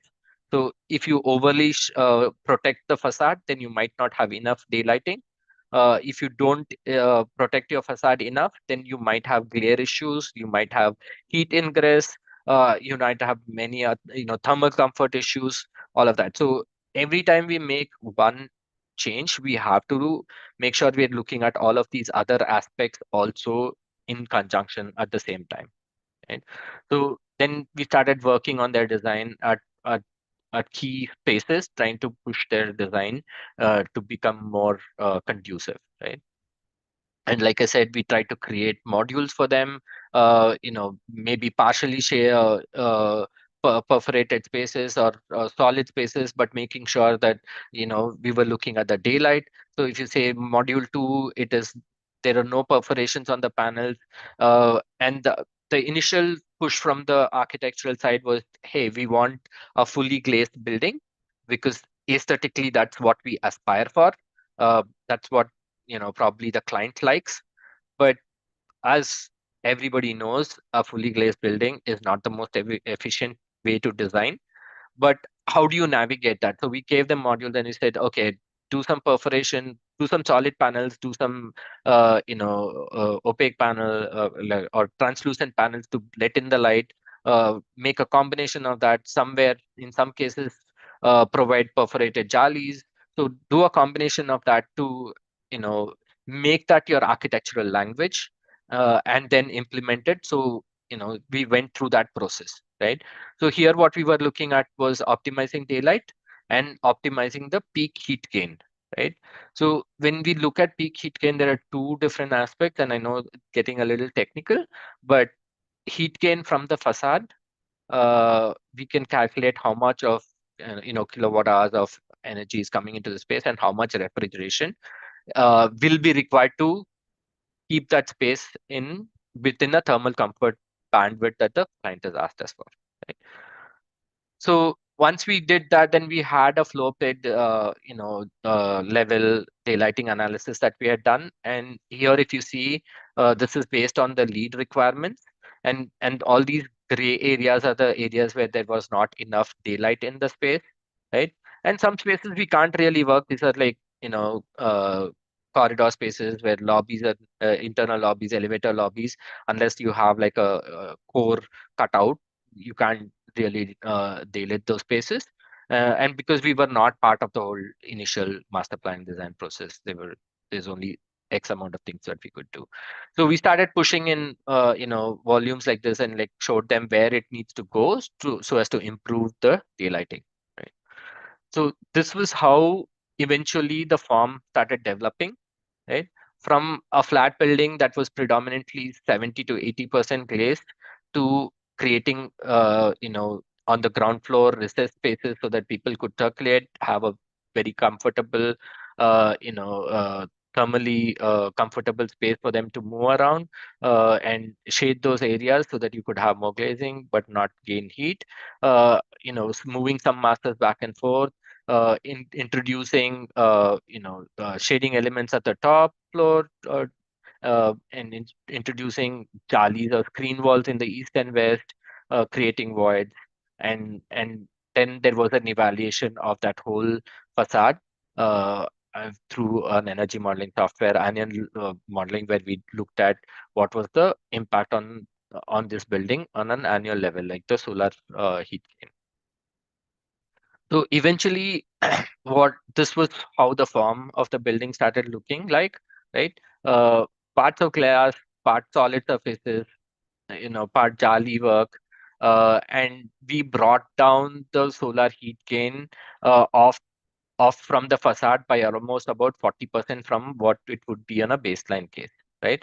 By introduction of shading elements, by optimizing the facade, by choosing the right glazing type, meeting or exceeding the U values of the ECBC codes, and all that, we kind of like brought down the overall energy needs to cool or heat the building, right? So the next step was, once we have done the reduction, then how do we find the most energy efficient HVAC system? Here we kind of introduced a radiant cooling system, which is technically a more efficient way of dealing with things. And I will not get into a lot of technical details, and maybe if you guys have questions on some of those things, we can talk about it. And some of these things are very project specific, typology specific, how much of floor area you're looking at. So a lot of these aspects. So no different HVAC system design will be optimal for every project, right?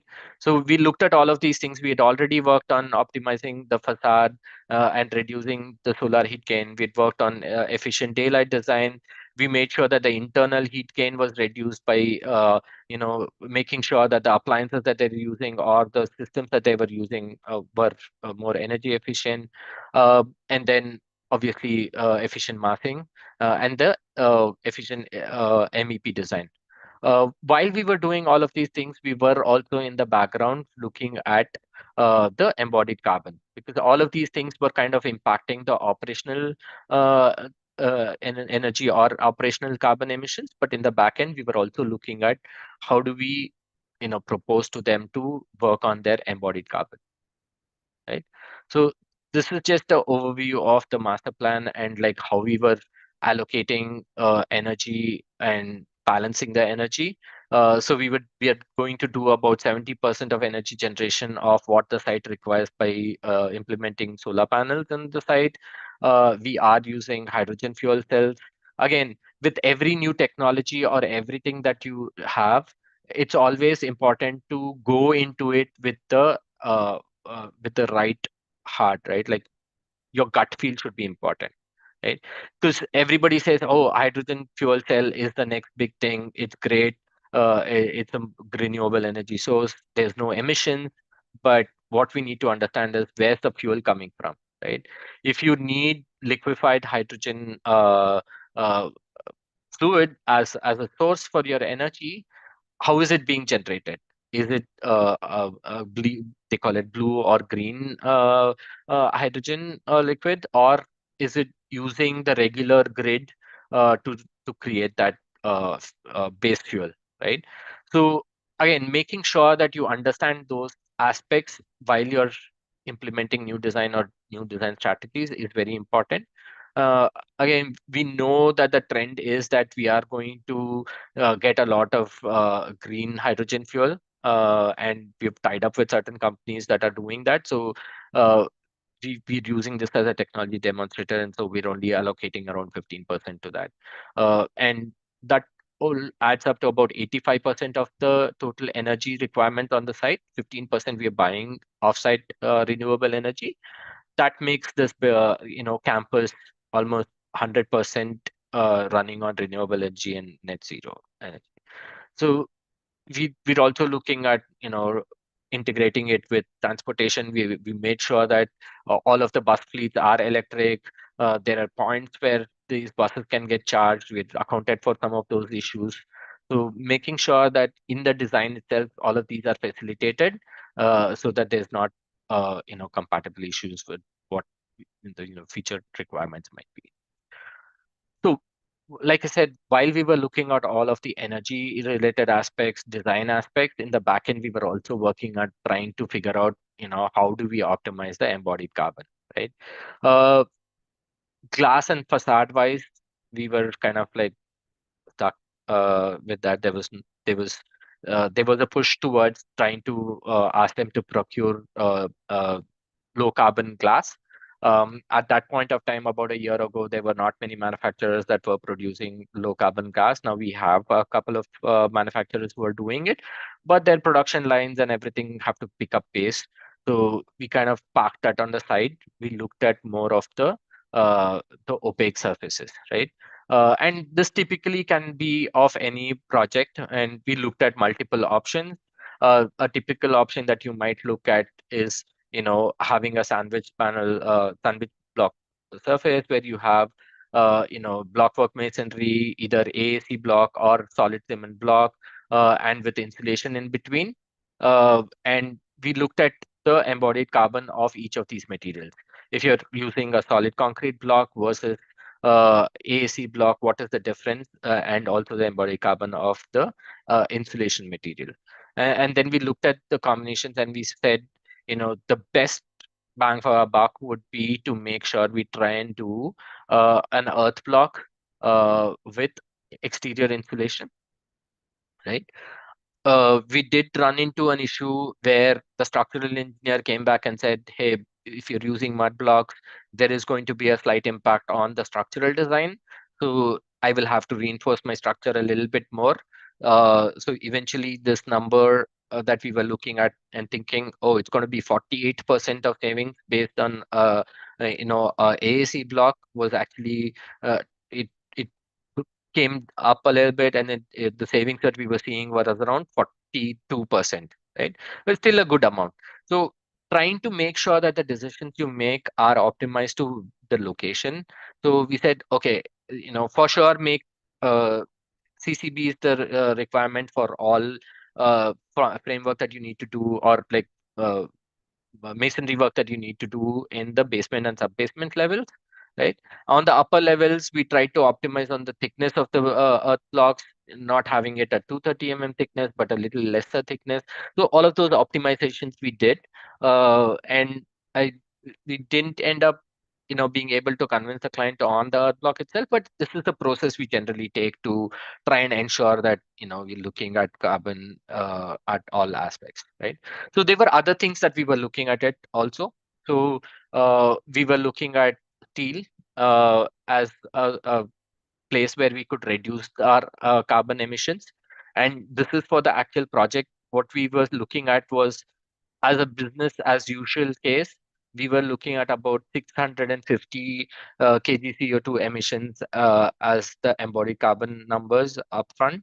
And if you use CACB walls, it would reduce overall, right, by around 4.9%. But if we could find a steel rebar that was low carbon, right? And EAF means electric arc furnace. And like I mentioned, that the process of manufacturing can drastically change the amount of embodied carbon that goes into a material, right? So typically whenever steel is manufactured, you have a lot of coal that goes in, because steel is obviously carbon based material, right? So coal becomes one of the base materials that goes into the production, right? So when you use an electric arc furnace, it does. And then they use large blast furnaces where they throw a ton of coal, heat it up, and then there's lots of other materials that go in and then become steel. But in an electric arc furnace, uh, the burning of coal is taken away, right?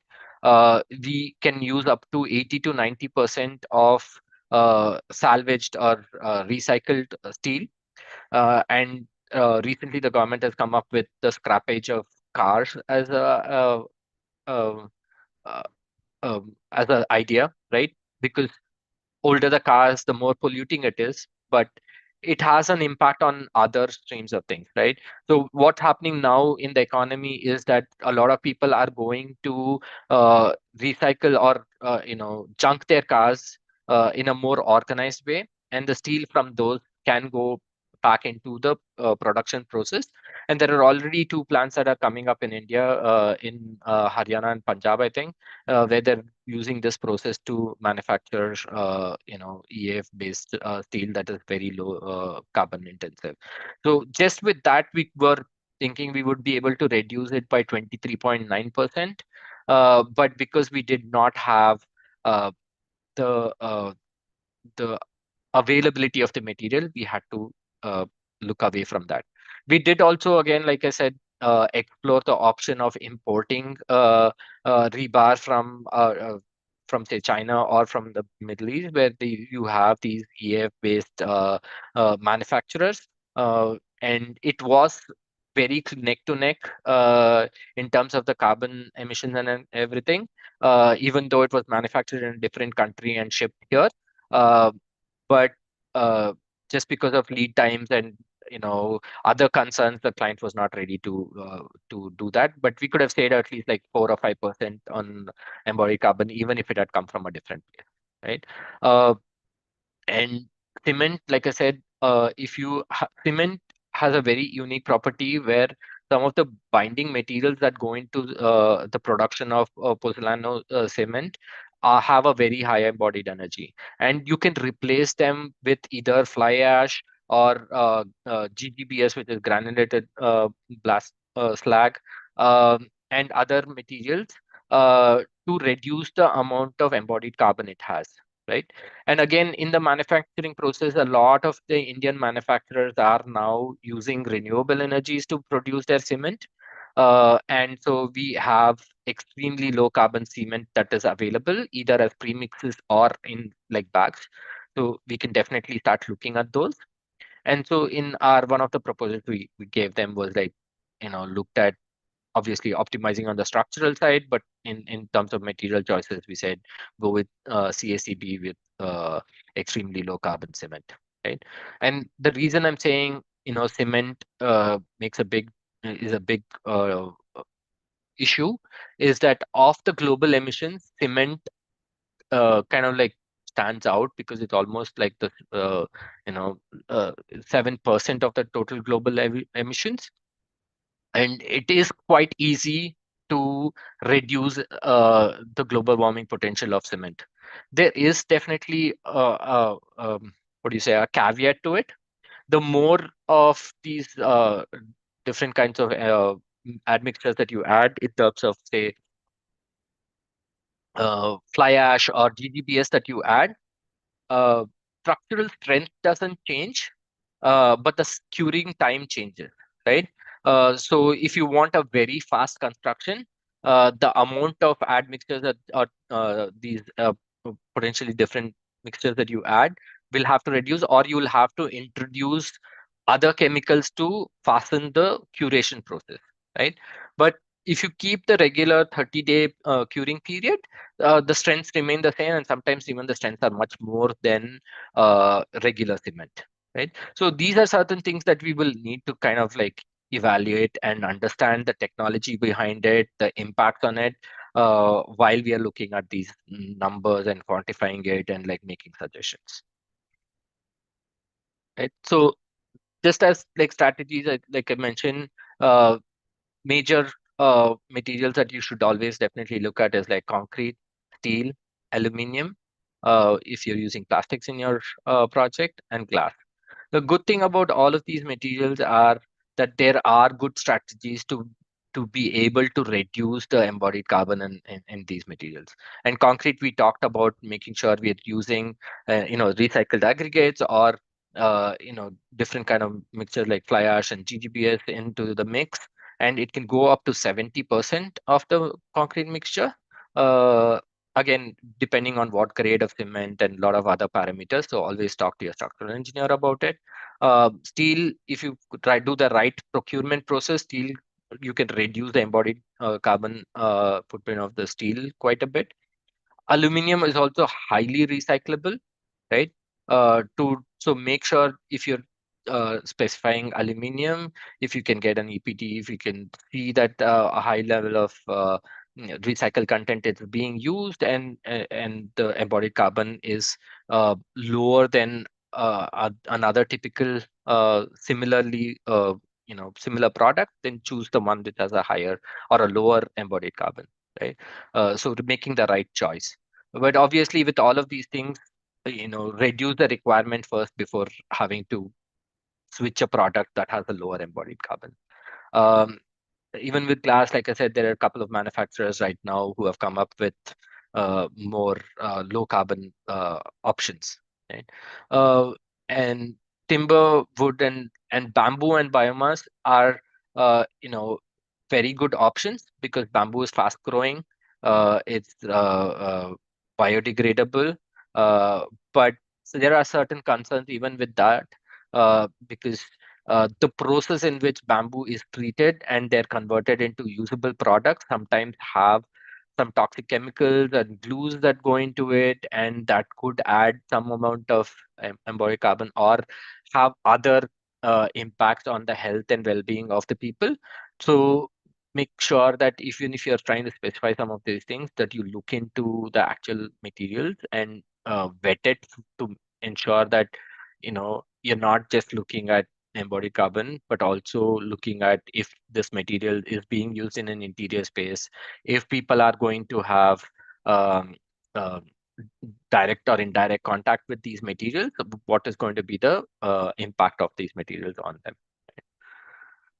So this is more of the technical side of things. I'll just go into one of the tools that we use to do a building life cycle assessment, and then quickly close out for questions if you guys have any. Right. So when you have to do a building life cycle assessment for a building, the first thing is to try and make sure you set up the goal and the scope. You have to make sure that you understand, I think in one of the initial slides we saw in the material process, there is like A1, A2, A3, B1, B2, B3, and so on and so forth. That defines if it's in the manufacturing thing, if it's in the construction phase, if it's in the operational phase and everything. So trying to define your boundaries of to where what you're going to evaluate and then setting benchmarks for each of them at that level is important.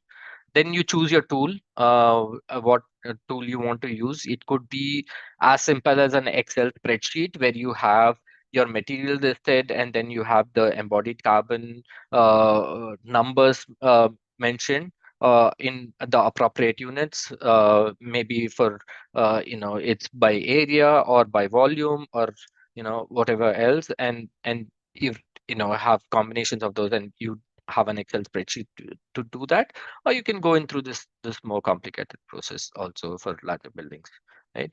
And like I said, define the goal and scope, set up the system boundaries, and then look at all the different elements of how we are going to break up the building, and then bring seek quantities for those.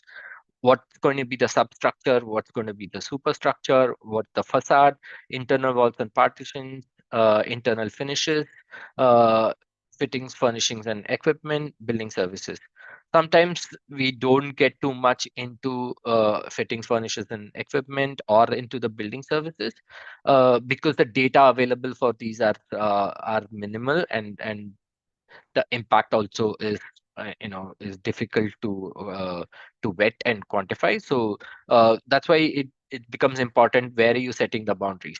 If you know that your substructure, superstructure and facade, and to some extent your interior walls and partitions are the big impact areas, and you know that these are the ones where you have substantial data, that is good data, and also has the major impact, draw your system boundaries and say, hey, we are going to only look at this, and we're going to figure out how we're going to make it more sustainable at that level, right? Uh, Second thing is like make an inventory of the material data. So ask the BOQs from the contractor, and then check against these BOQs whether we have the emissions numbers for those find which ones, if you have alternative materials, where we can get different materials. And there are some data sets that are available, outside of these tools also. Like there is an Indian construction materials database by IFC. It's actually a report in which they have a annexure where they have, all the materials and their embodied carbon emissions based on in the Indian context, right? So for quick dirty work, we can just use those.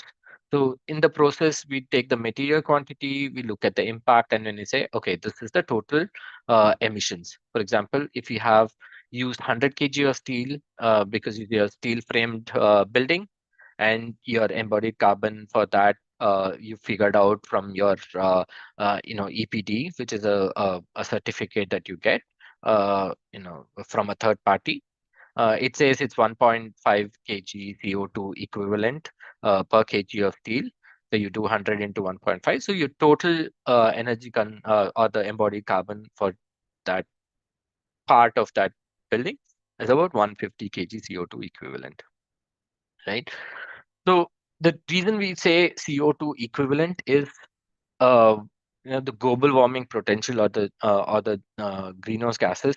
There are many greenhouse gases, and some of the major ones that we know of is like carbon dioxide, methane, whatever else. But there are a ton of them, and their impacts are much lower. So just to ease ease of understanding, we equalize it to the impact that CO2 would have in increasing or changing the climate. Uh, Having an impact on the environment. And that's why we use CO2 equivalent. So when you look into an EPD of a particular project, you will see actually a breakdown of all of these things, but they will give you a CO2 equivalent, which is what we will use, right? There are certain certifications which kind of benchmark what your embodied carbon could be. Each of these certifications will have different thresholds, different boundaries. And so it's important that you understand and, use some of these. Some will talk about cradle to grave, some will talk about only cradle to cradle. So this is from a certification or a standard called LETI from UK. So they have their own standards. And then once you have all of these things, then you kind of look at different ways to, pull in the results, analyze it. Maybe you analyze it by the stages, maybe you analyze it by materials. And like I'd shown in the previous, instance, you say, you draw ECMs and say, okay, I'm going to replace X, Y, Z. What is going to happen? What's the impact on the overall embodied carbon? And then you make packages and say, I'm going to combine, switching of steel, switching of cement, switching of thing, and then I'll say, okay, if you do these three things, this is how much embodied carbon you're going to save in the overall life cycle of a building, in addition to the energy savings that we've already seen, right? So guess that's my presentation. If you have any questions, I can definitely take them. And again, I know that this presentation kind of talked about, larger buildings, office buildings or otherwise. But the idea behind this is the same, right? The idea is always to make sure you build as little as possible. Idea always is to understand what materials you're using. The idea is always to make sure you're trying to bring in alternative design strategies or structural strategies to reduce the use of steel, cement. The idea will remain the same. The palette that you use, the design style that you use, those will be different. And one of the reasons I brought up uh, the conversation about me having worked in Chitra's office and where I am now, for those who are familiar with biomes work, they work with mud blocks, they work with alternative roofing systems, and water harvesting. They do everything. They do. They've never gotten into the nitty gritty of, hey, this is the X amount of carbon emissions that I'm saving, right? But their intent is right. And so depending on who your client is, depending on what your passions are, uh, you can get into more or less, but do the right thing. I think that's the takeaway. Always try and do the right thing. Thank you, Sandeep sir, for sharing your expertise with us and getting into details of the energy efficient design. We will quickly take up questions from the audience and then we will move to the one-on-one session. Sure. First, let me we have our first question from 369 August Studio. While we acknowledge that all sustainable factors are important, which aspects such as water efficiency, energy efficiency, or embodied carbon, which one can should be prioritized first is what they're asking. Um, and it Sorry, I think there's an echo. Not sure where it's okay. Uh, there's not a single answer to that. I would say it depends on the project. If I'm working on a project that is in a water scarce location, I would always prioritize water. But at the same time, sustainability is one thing that you can't work on it in isolation. And like I was saying, if you're looking at energy, and if you're only saying in that I'm going to only look at reducing my requirement for indoor lighting, and I'm going to increase my daylight, right? You have to understand that that has other impact to it, right? Increased daylight could mean increased heat gain, could mean increased energy consumption, right? So the idea is to be very symbiotic and not work in isolation. I would never say work in isolation, because all of these things need to be looked at the same time. Sometimes it might become overwhelming, right? Like say, hey, you're telling me look at energy, but also look at embodied carbon, but also look at this, but also look at water, right?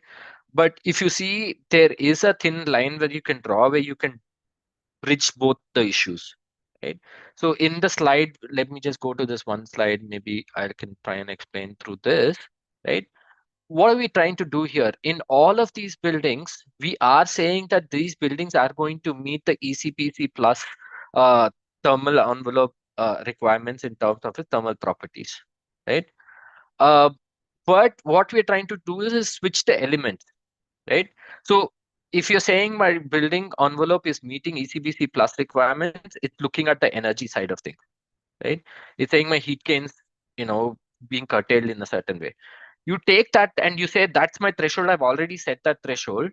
Now, how do I look at it in the perspective of embodied carbon, right? Now I start switching materials. Now I say, hey, I don't want a concrete wall with insulation. I want a concrete block work with insulation. Then I say, no, let's switch it to AAC block, right? And then maybe a client will come and say, I don't like AAC block on the inside because I can't drive nails, I can't do this, I can't, whatever reason, right? Then you say, okay, switch it out. Can I do stone cladding on the inside? Can I find some local stone? So in this option, we had a local stone cladding on the inside, right? It's going to increase the thermal mass on the building.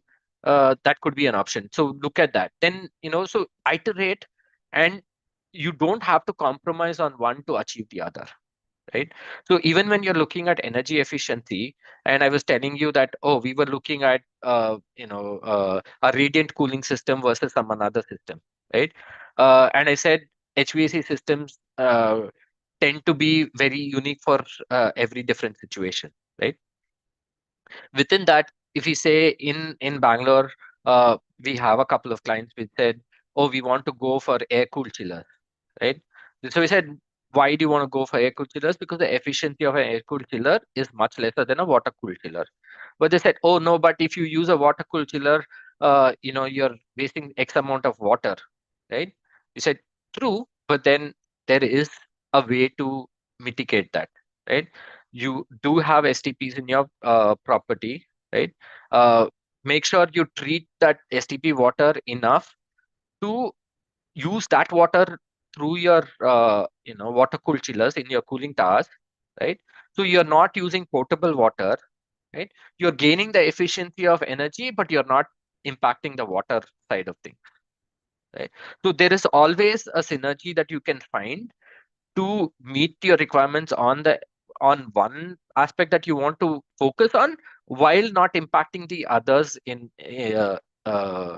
right much. So if you put blinders and say, no, I'm going to look at only energy and I'm not going to look at water, I'm not going to look at embodied energy, then you might have the most energy efficient building in the world. Is it a truly sustainable building? No, right? You say, I'm going to only focus on water, I'm going to have a net zero water building, I'm going to do everything that needs to be done to make the building net zero water. And in this project, we're actually looking at capturing humidity from the air and like converting into potable water, right? And we evaluated and we said the other technology demonstrated it's great, but the amount of energy that you will be using there is going to be a problem, right?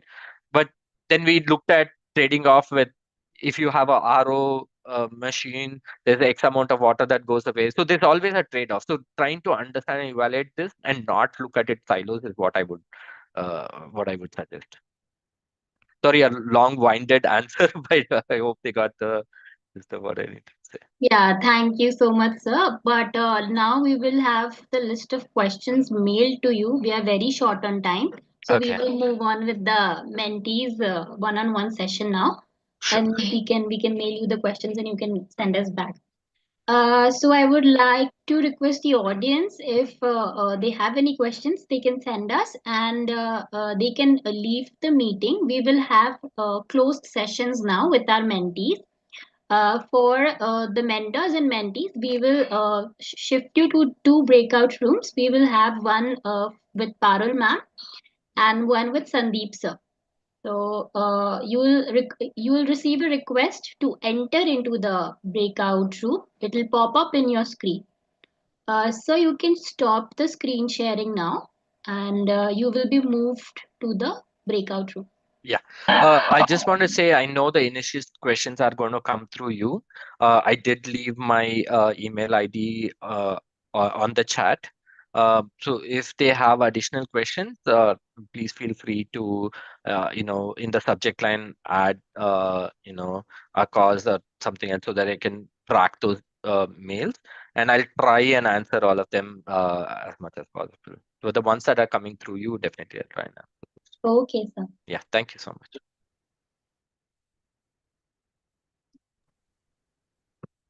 Thank you. Professor Parul, I have initiated the breakout rooms. Yes, yeah, you've joined the rooms. Both of them have joined. Thank you everyone for joining us today. I hope this session was insightful for you all. Arun, please let the mentees know about recording also. You're Yes, joining any of the session? Yes, I did remind them on WhatsApp. I'll just check both the sessions to see if the recording is functioning. Okay. Shivashini, I'll assign you to the session. Okay. And to all of the institutes joining us today, we are very grateful that you've spared your time and joined us today. We will also have this session on YouTube. If you would like to have the recordings, you can access YouTube and get this live session from there. And you can leave the session now. Thank you.